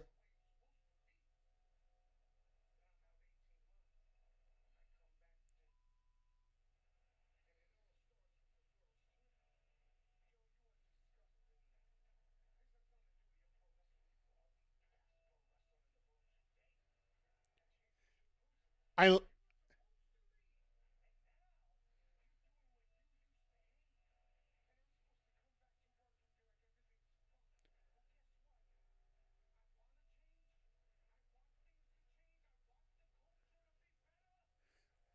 could you imagine if they actually pull it off and give Eddie the title on Wednesday? Not that I see it happening, but I also didn't expect Red Velvet to get her title back.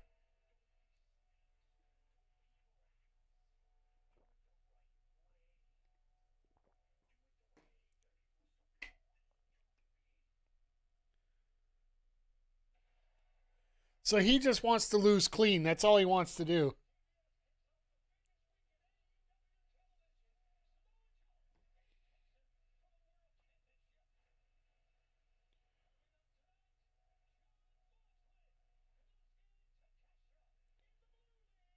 Just checking out some of the notes coming up here. All right, coming up next, like I said, this match got set up last night with Ricochet defeating Dalton Castle. Sorry, took me a second there. defeated Dalton Castle in, I'm going to say, an okay match. It really wasn't. The finish was a bit of a out of nowhere, clunky kind of thing. Basically, Dalton hit the bangarang, his finisher. Think airplane spin out of an Alabama slam position if you're not familiar. Where he's got him over his head. And Ricochet manages to get outside the ring, clear his thoughts. Threw one of the 4 boys that were left at ringside at him. At Dalton, he looked concerned for half a second, got in the ring, he got hit with a spirit gun. I was just basically, What the hell was that? kept the title, and it was an okay enough match, but just the finish was a little bit of a, huh? And Ace Austin ends up on the pre-show on the 0 Hour defeating Lee Johnson in a pretty decent effort. And I know PJC was really impressed with them watching early on the card. I know he was in and out all night, but he did make a comment on Blue Sky about it. And yeah, Ace turned around, just called a promo, said, yeah, you calling an open challenge, I'm going to fill it for you. And that's how we get to this point here.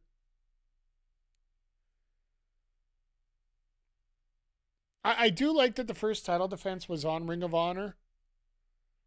And I do know Ricochet does take indie appointments, so he's been in House of Glory quite a bit. It seems like House of Glory's been a very common place for a lot of these wrestlers to go. Same with Defy, if they're ever in the Northeast. Mission Pro, I do believe, is Thunder Rosa's. I'm trying to remember what, I think it's Metropolitan is what Athena's promotion is for the all-women show. Then, of course, there's Pro Wrestling Eve that we've talked about earlier. That's the one that Will Ospreay's booking. The all-women's promotion there. But yeah, a lot of the wrestlers are getting out and doing a lot of indie shows, getting a lot of work, and once again, bringing back up to the Anna Jay, they're like, I think the biggest thing that would help her right now is reps. And whether she gets out to one of these all-woman promotions or goes to Stardom where they work like 5 days a week, every week kind of thing. Sorry, it's been a 32-hour shift to start off the week, so.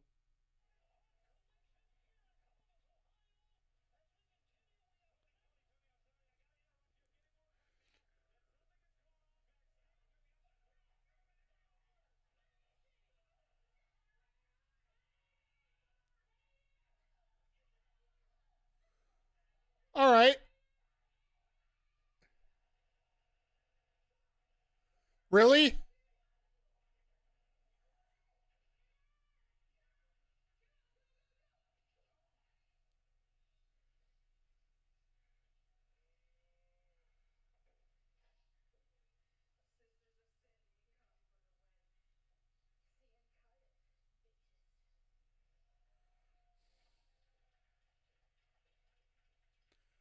Uh, can we say out of nowhere promo?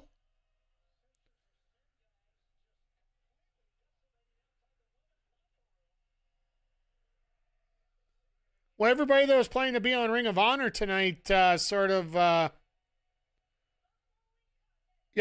went out of the woodwork, out of nowhere there.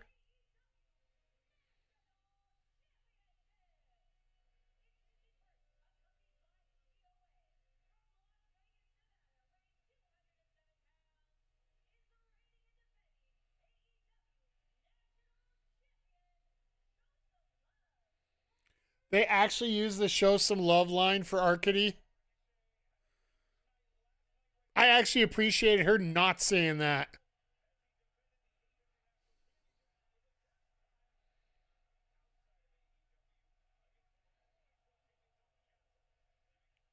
Once again, like I said, this match to me, like, I'm not gonna say it's the worst on the card because there were some weird spots all night.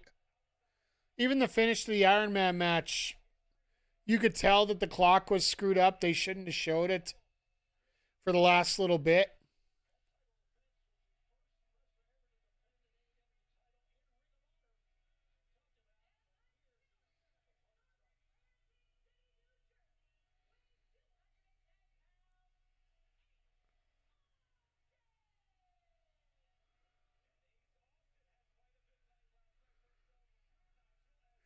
Well, Ace is getting a chance to face two different champions in, what, 3 weeks? Or what, 2 weeks or 3 weeks? Since he faced Fletcher. Well, I guess he faced Fletcher right before the Continental Classic, so it was a couple weeks ago. Because what? Last week was so 2 weeks ago, yeah. So, in the matter of 3 weeks, Ace Austin's facing two champions in AEW. Now, I know some people are going to say, well, you know, you can trip over somebody and you find a champion in AEW at this point. But still, the fact that he gets a chance to work with a couple really good wrestlers.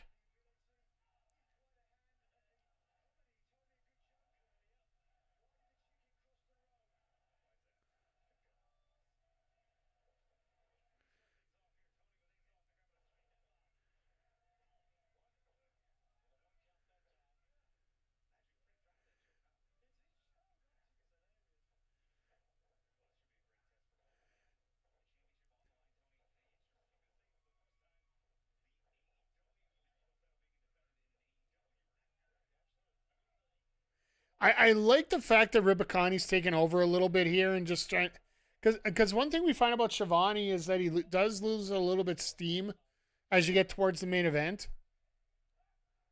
And Riccaboni here, he of course is in town because he called last night's show, but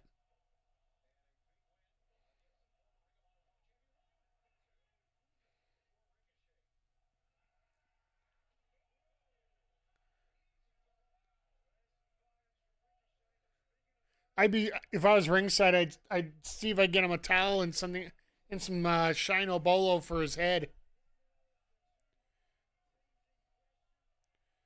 So Statlander and Hayter versus Hart and Sky next week. Why is it always got to be the good shows that I got to miss? So yeah, just a reminder, 2:30 next Saturday. I will make sure I watch it before we get on stream here so we can at least talk about it a little bit.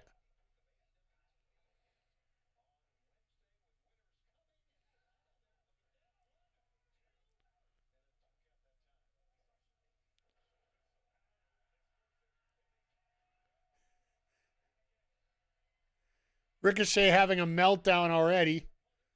That's Mercedes' job, not yours.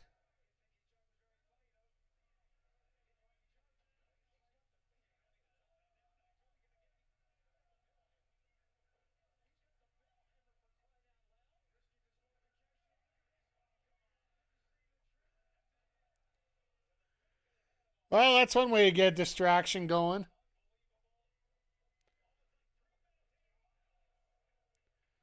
It's the one thing about Ricochet. That's the experience part, right? I believe they say it, don't spray it.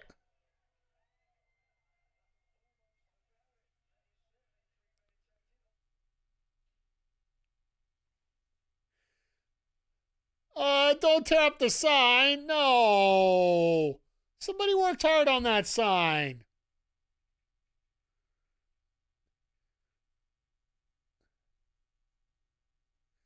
You know what? It's almost impossible to, you know, there's many reasons we could hate Ricochet. I get it. Like in terms of what he does in the ring, it really does, you know, get a little disgusting at times, but if you also think about it, you look at Ricochet and some of the stuff he's done on socials, and this comes back to what I was talking about earlier. As soon as Sarah Stock put out the comments that she did today, Ricochet immediately gets on there and he's like, no, Nobody likes you because we fired your ass.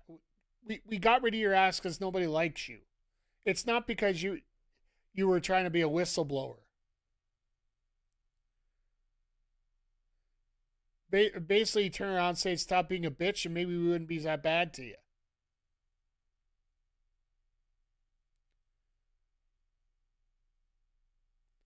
And you can't say he's really wrong on that.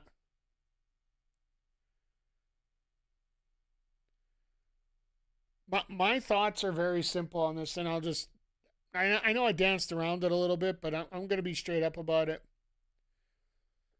If there was such a bad workplace violation that they were talking about, either sue their ass, get somebody to sue their ass, or just be done with it.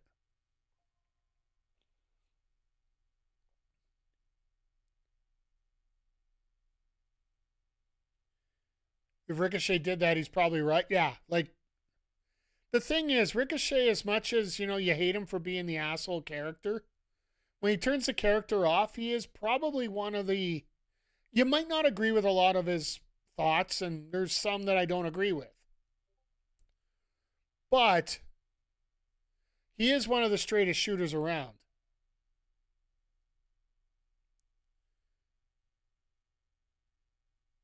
And he's not going to hide his honesty about his thoughts. And the fact that very few people that actually are still in the company are willing to back up Sarah Stock in her comments.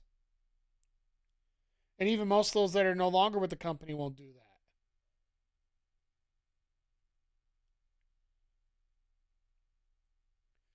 that. Hey everyone, my workplace is horribly toxic, does bad things. Sue? No.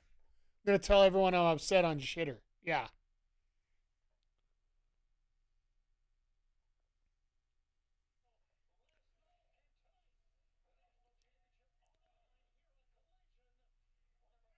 And what basically Sarah was saying is she's blaming HR for it.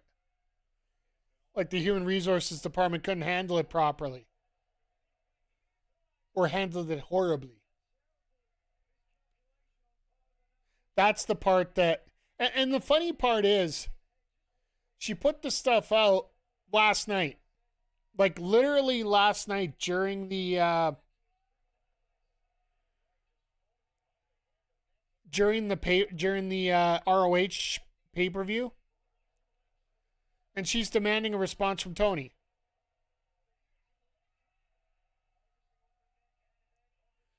And she's like, Tony, why aren't you responding back to me? And all you see is a list of replies last night saying, because he's in the middle of a fucking pay-per-view.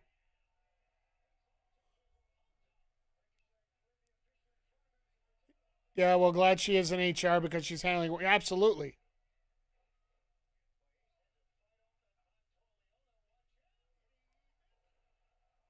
Toa missed. Attaboy.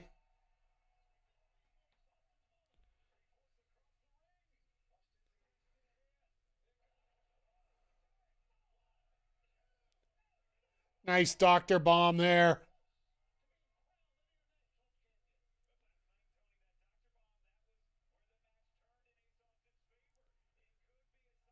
I love that Riccaboni called it the doctor bomb like he's supposed to, because I do believe his favorite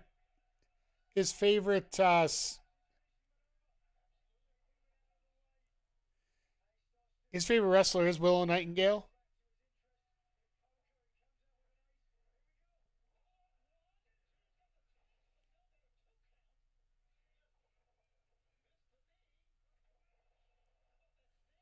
Nice drop kick. Ha! Ricochet fakes out the kick, goes into a shooting star out of nowhere.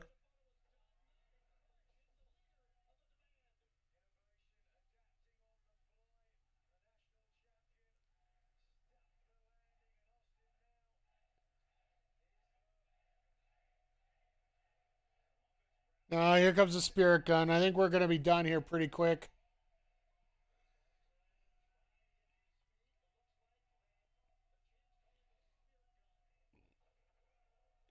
Miss.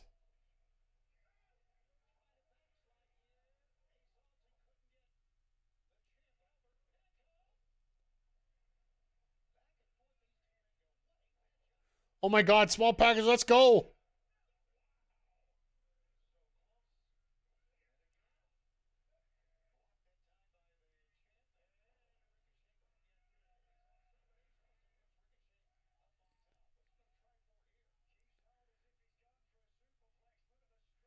He didn't even let go. That's the funny part about that one. Literally did not give Ricochet any room to breathe there.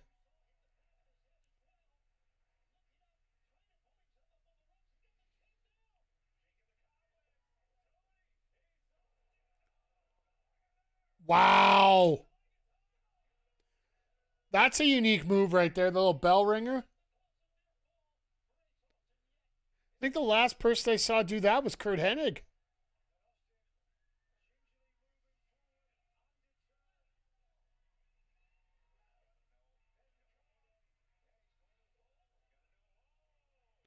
Of course, got to put the referee in the way. Oh.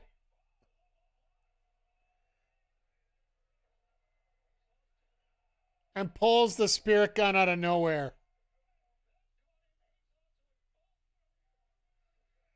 Into Vertigo. Thank you for switching cameras because his shoulders was still up.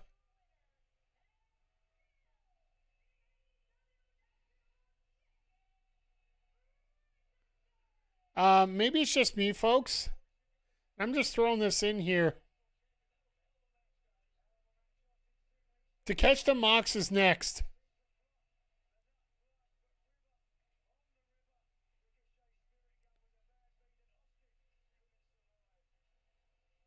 He ain't worth it. Go get a drink. Maybe it's just me, but we got Takeshita and Mox coming up next. We still got 20 minutes left.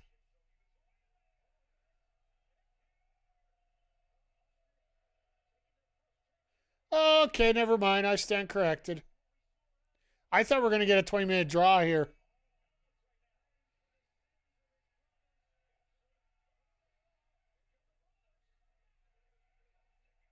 Hockey fight!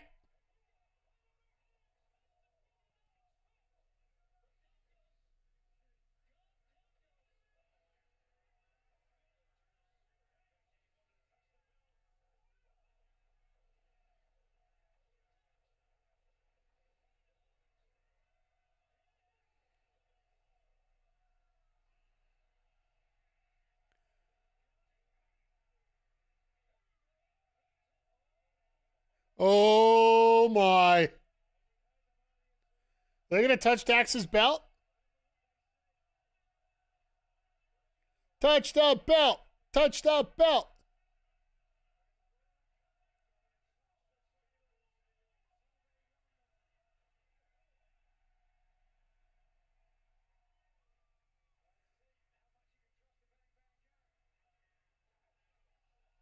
Oh, I hit him in the face with that, boy.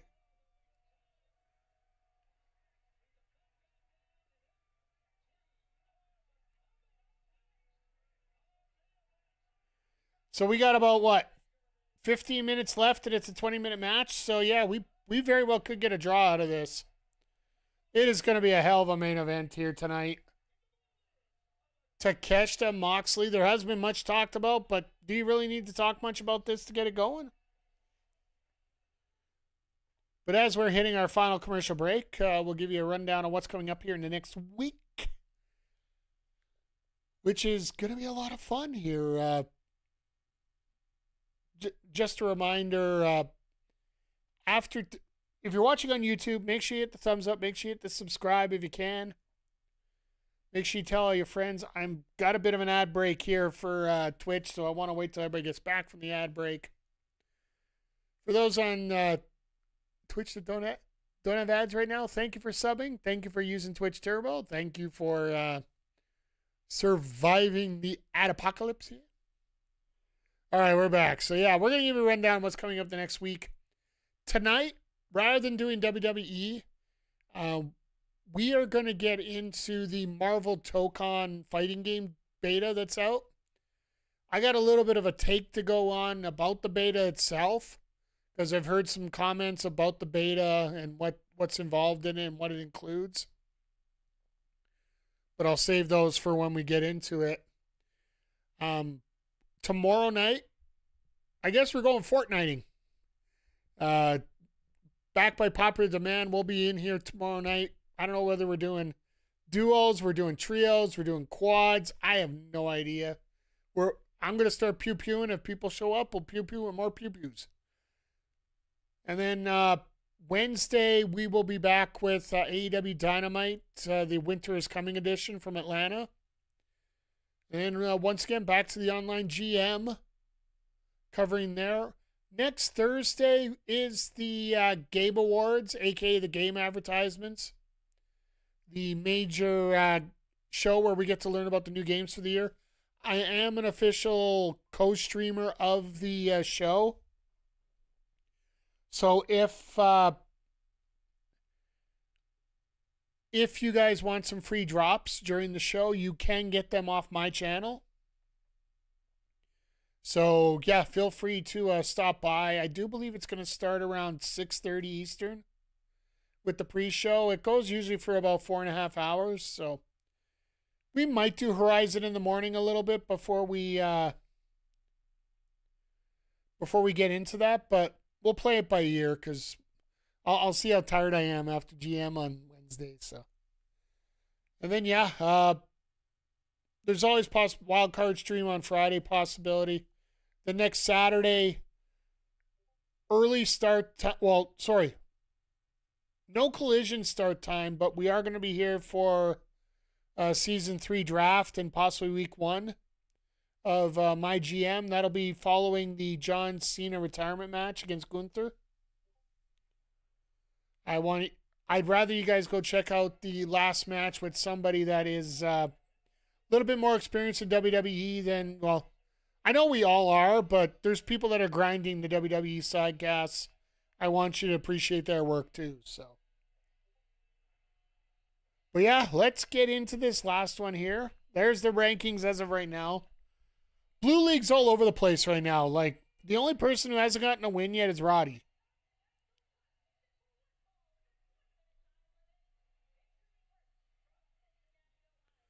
And if Roddy ends up with 0, can you imagine? I might cry a little bit.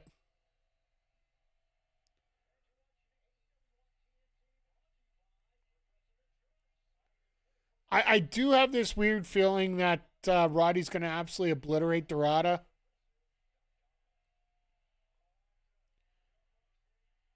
Just because he can.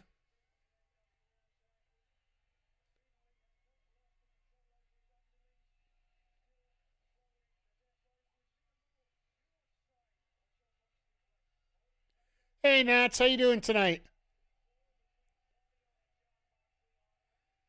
I see that deadline's just wrapped up here for tonight. Congratulations to Javon Evans and Kendall Blake for winning the Iron Survivor matches. Congrats to Obafemi for getting the opportunity to face Cody Rhodes next week as NXT champion. That's right, Javon is local to you. And I'm assuming, Virginia, Washington, that's relatively close to each other, so that might also be a reason why. Izzy Dame beating Tatum Paxley is a little bit of a question mark for me.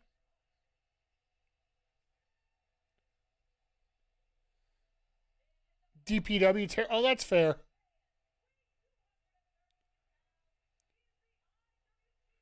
Oh, he's from North Kakalaki. Okay, that makes sense.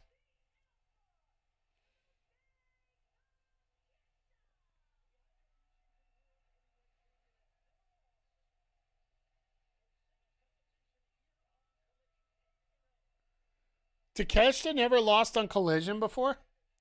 So if you're trying to catch up with what's going on, nice Mone shirt. Yeah, I thought about it. I thought maybe there might be a slight chance of an upset tonight with Leila Gray winning, but no, she was just a little bit too intense here. But biggest story coming out of tonight so far, if you take a look at the Blue League, Mascara Dorada defeated Claudio Castagnoli tonight in tournament action. So basically everybody but Roddy Strong is on the board.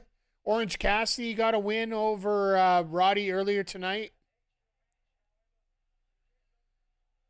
Ricochet defended the AEW National Championship over Ace Austin. Normal U.S. title shenanigans occurred, as always, but... And it looks like we're getting Josh Alexander and Swerve Strickland next Saturday for...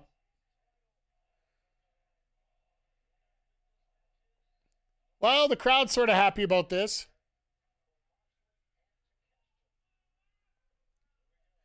And Moxley's relatively happy because he is close to home.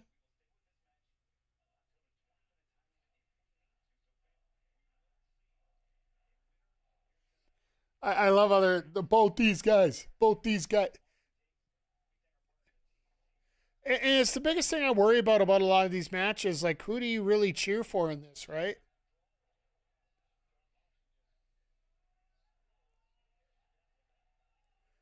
Moxley calls Takeshita a little bitch.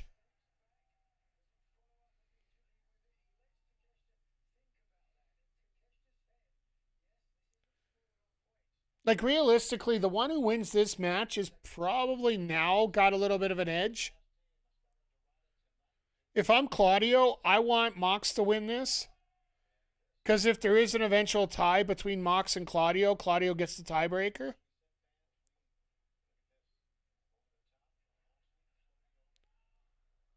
But you almost got a feeling that it's going to end up being Takeshita versus Claudio to figure out who's going to top the group.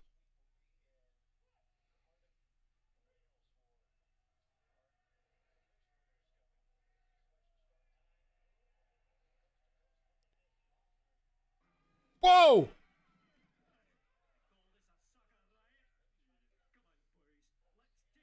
We're getting raids all over the place here. Nick and Jason raid. Double raid. Jason, how the hell are you doing here tonight? The double raids all over. How did you guys like Deadline? Oh.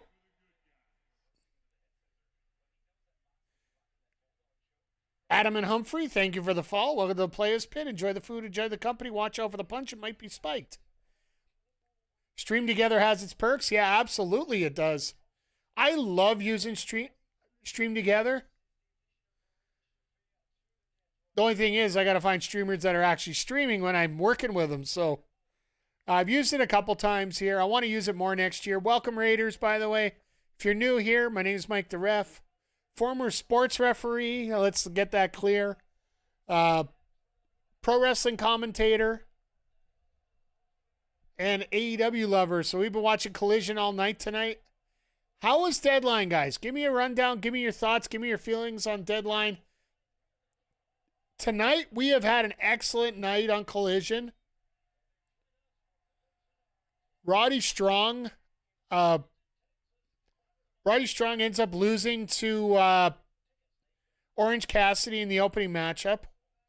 In the upset of the tournament so far, I would have to feel, Mascara Dorada defeats Claudio Castagnoli in the Blue League.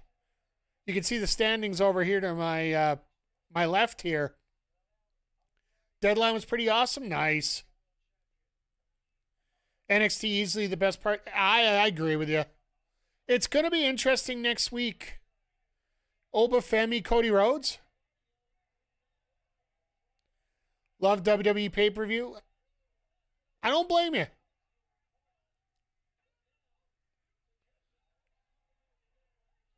The ending was insanity. Yeah, champ versus champ. I'd have to go back and watch it a little bit here. Good thing I have Netflix and we're up here in Canada, so we get a chance to watch it whenever here. But yeah, tonight, W Canadians, absolutely. Give it a coin. Give it a horn. Rewatching them before. Hey, that's fair. Yeah, for those that are interested in Collision here, just a quick note. Next week, they are running Collision early, like 4 4:30 Eastern tomorrow. I really thought Triple H was going to be petty and do Cody versus Ricky, former AEW. I think that would have been, by the way, hi McCurdy, good to see you here. I honestly feel that they're going to do it eventually. And I think that might have been Cody's call that he'd want to do it, but I don't think...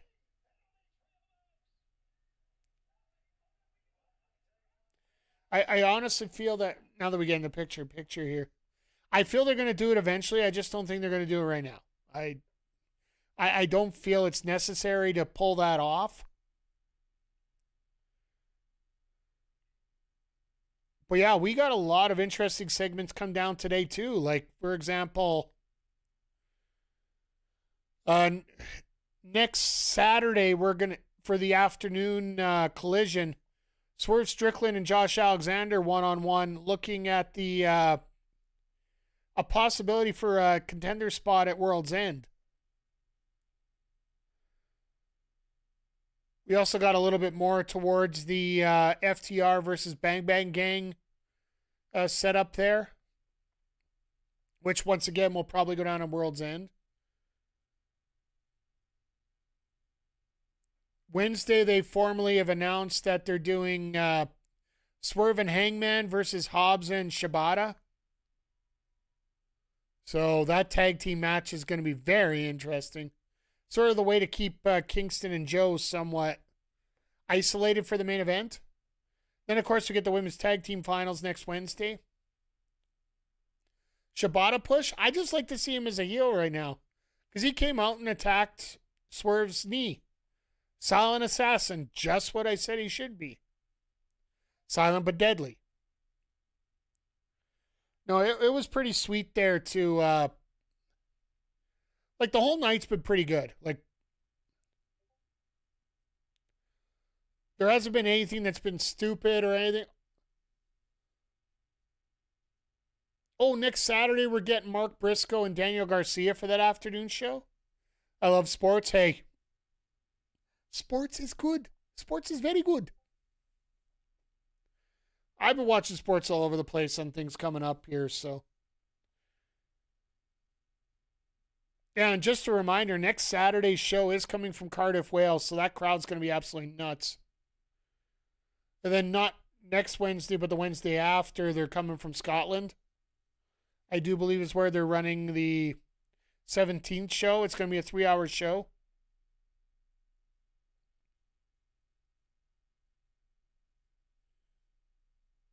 Play sports for Special Olympics? Oh, yeah, Special Olympics. Okay. Yeah. Hey, that's cool. I'm glad. What sport you in? Because it was actually funny this afternoon. I was watching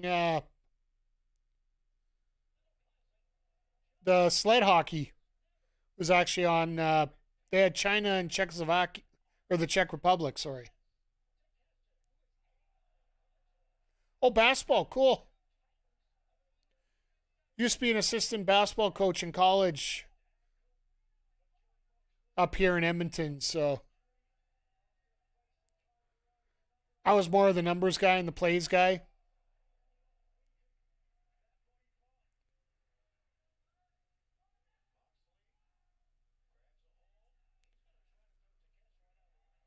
Oh, God, now they're doing this on the apron. This is a hell of a story going on. Used to umpire Special Olympics baseball games here in Virginia. Oh, that's cool. Oh, Jesus.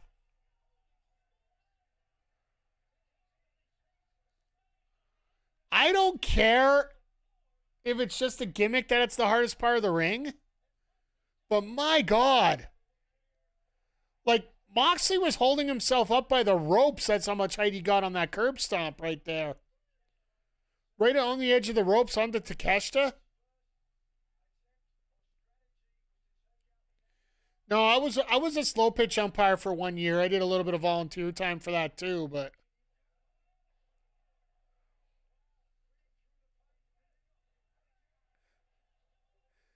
Takeshita literally didn't know what he was doing, and all of a sudden, bam.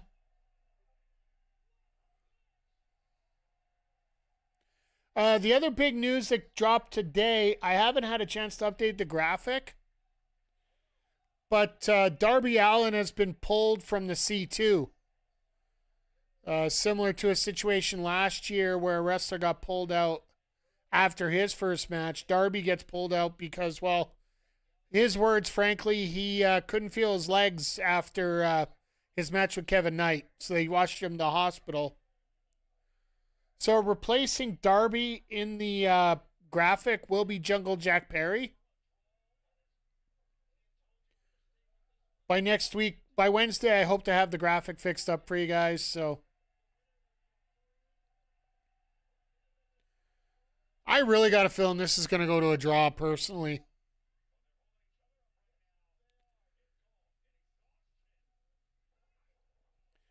But once again, Jason, Nick, thank you for the raids. I don't know if you guys got to take care of yourselves. I know you've been chatting for the last 3.5 hours. Feel free to get yourself a drink and whatnot. So, friend got me in sports. He played MLB. I can't. That's fair.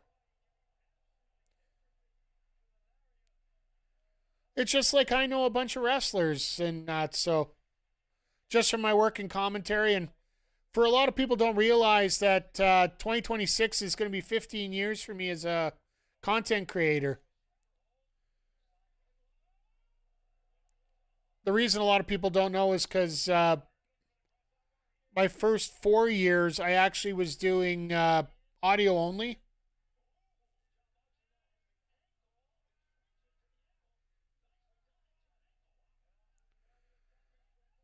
Moxley knowing his moves here. He just rotating everything around here. Went from an arm bar to a choke to an ankle lock.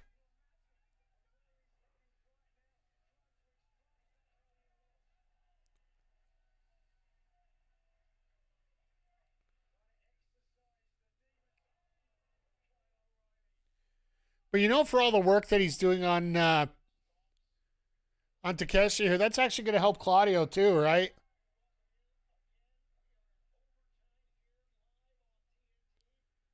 Oh yeah, we're over the 10 o'clock hour for those on the east side of the world.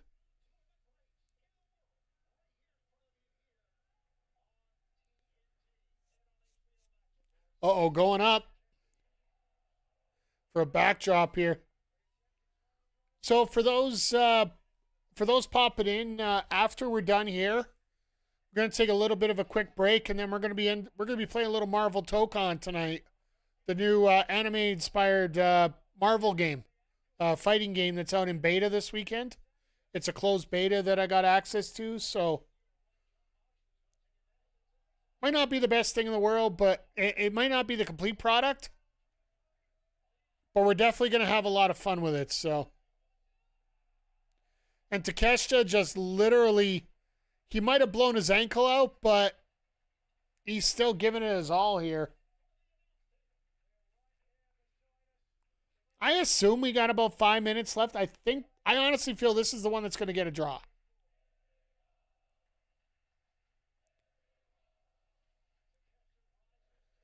Don't touch the title. It's bad luck.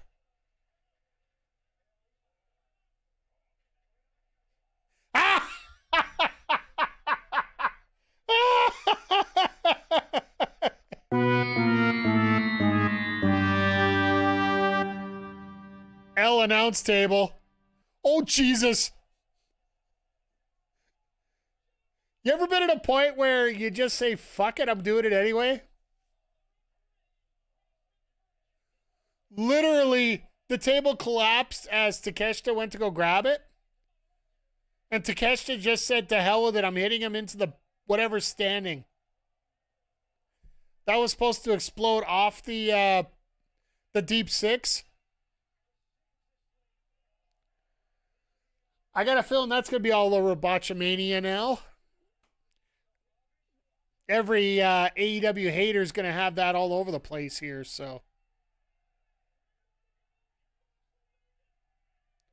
He'll make it in.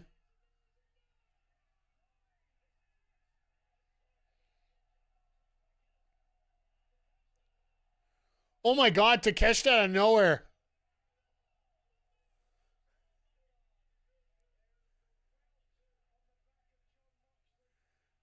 That has got to suck, that bump he took. Jesus.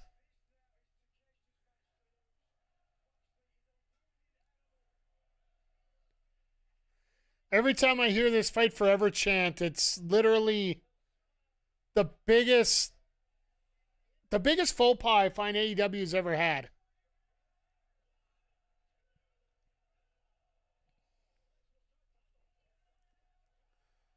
Moxley with a cutter out of nowhere.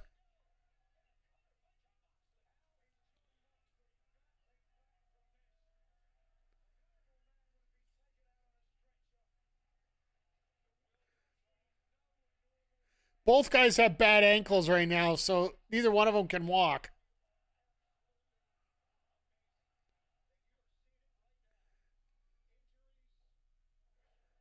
Pick the ankle.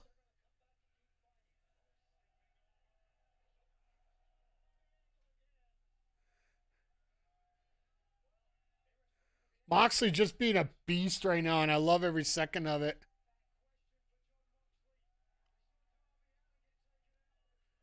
Oh, geez. Went for that roaring elbow, and Mox just said, no, screw you.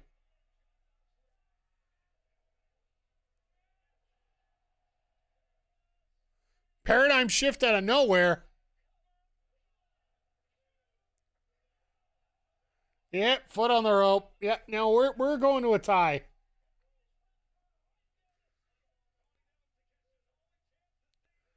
We're getting a sister kisser out of this.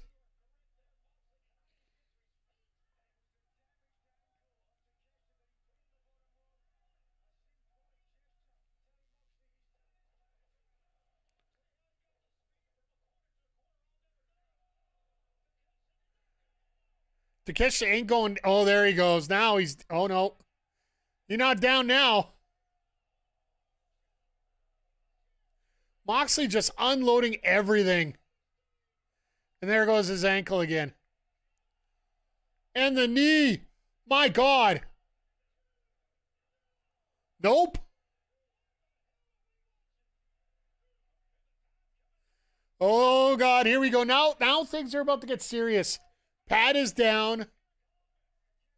Takeshi can barely walk, but he needs to get one shot in.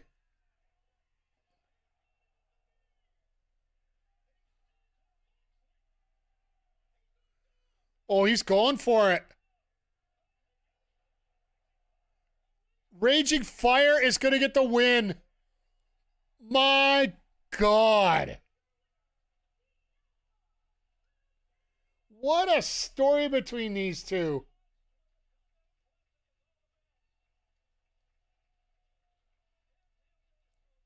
Let me get to quickly update the scoreboard here. That is awesome. Like, this is awesome how they did this here tonight.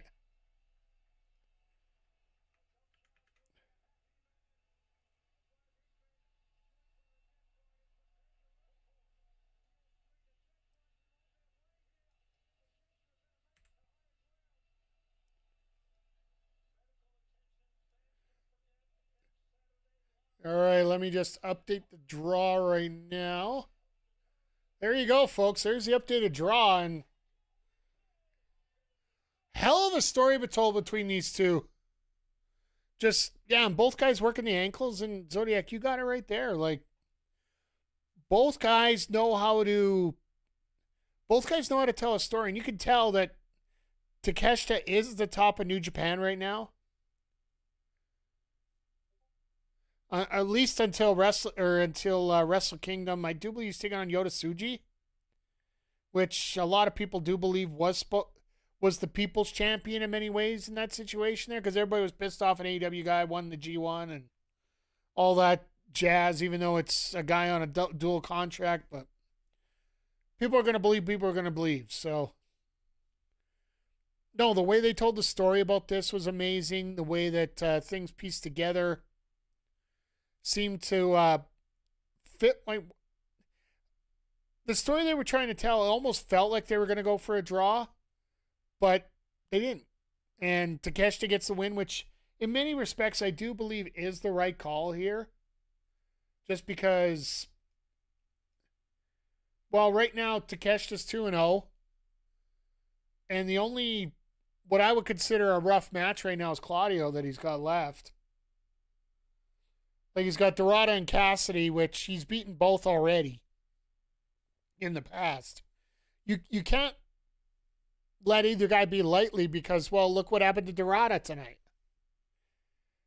And this is where things start to get interesting with that Claudio Takeshita match, where we could end up getting faction warfare out of it.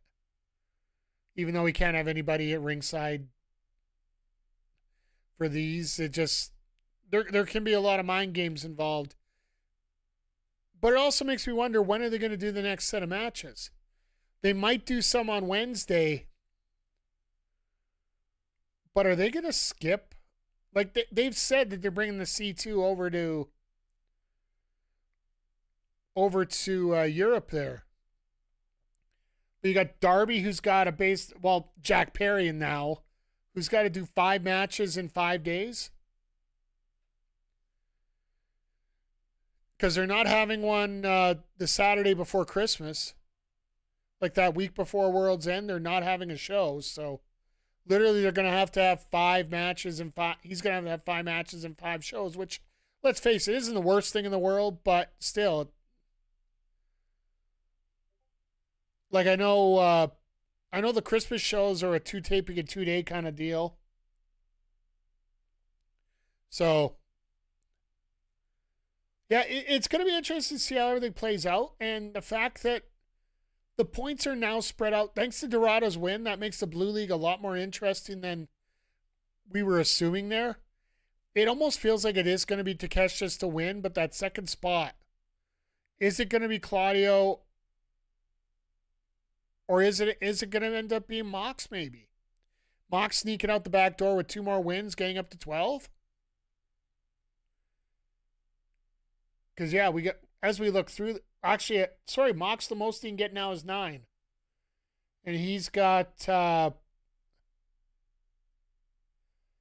Strong and Cassidy left, which there might be a possibility Mox ends up with 3 points to finish this.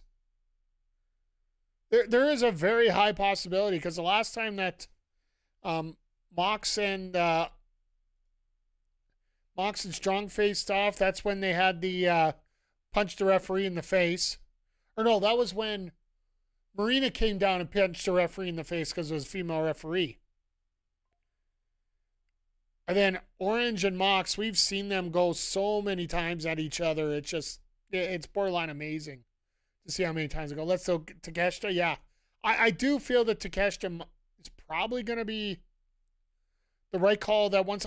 I honestly feel we're going to get 3 Don Callis family members to go at it here. It might be Protoshita in the semifinals.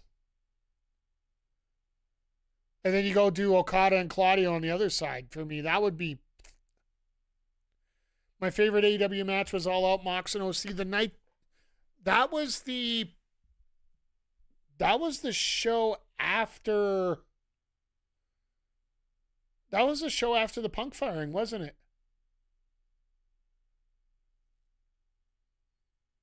Where Punk was supposed to main event, but unfortunately Mox and OC. Yeah, so 23, that makes sense. So Mox and OC, and that started, yeah, it main evented, so that makes sense. Because I think it was supposed to be Punk in the main event, and then everything went to the shitter after everything that happened there. Which, yes, Zodiac, I do remember. I still owe you a booking video on that. Just trying to come up with the right scenario on that. So for those coming in late, it's coming up on 1 year now. I did a group point challenge for how the ref would book video. Yeah, I still haven't got it done. And I still remember, it still bugs the hell out of me. But we are going to get it done. I am actually working on a graphic on something special for you guys. A new segment, per se, that we'll have here. So bring out the best Canadian in all of us here. So, but yeah, to wrap up everything that happened here tonight, we had Orange Cassidy beat Roddy Strong. So Roddy's got 0 points. Orange is on the board with 3. Dorado with the upset over Claudio, so Dorado's on the board. Takeshita beating Moxley, so he's got a perfect record still.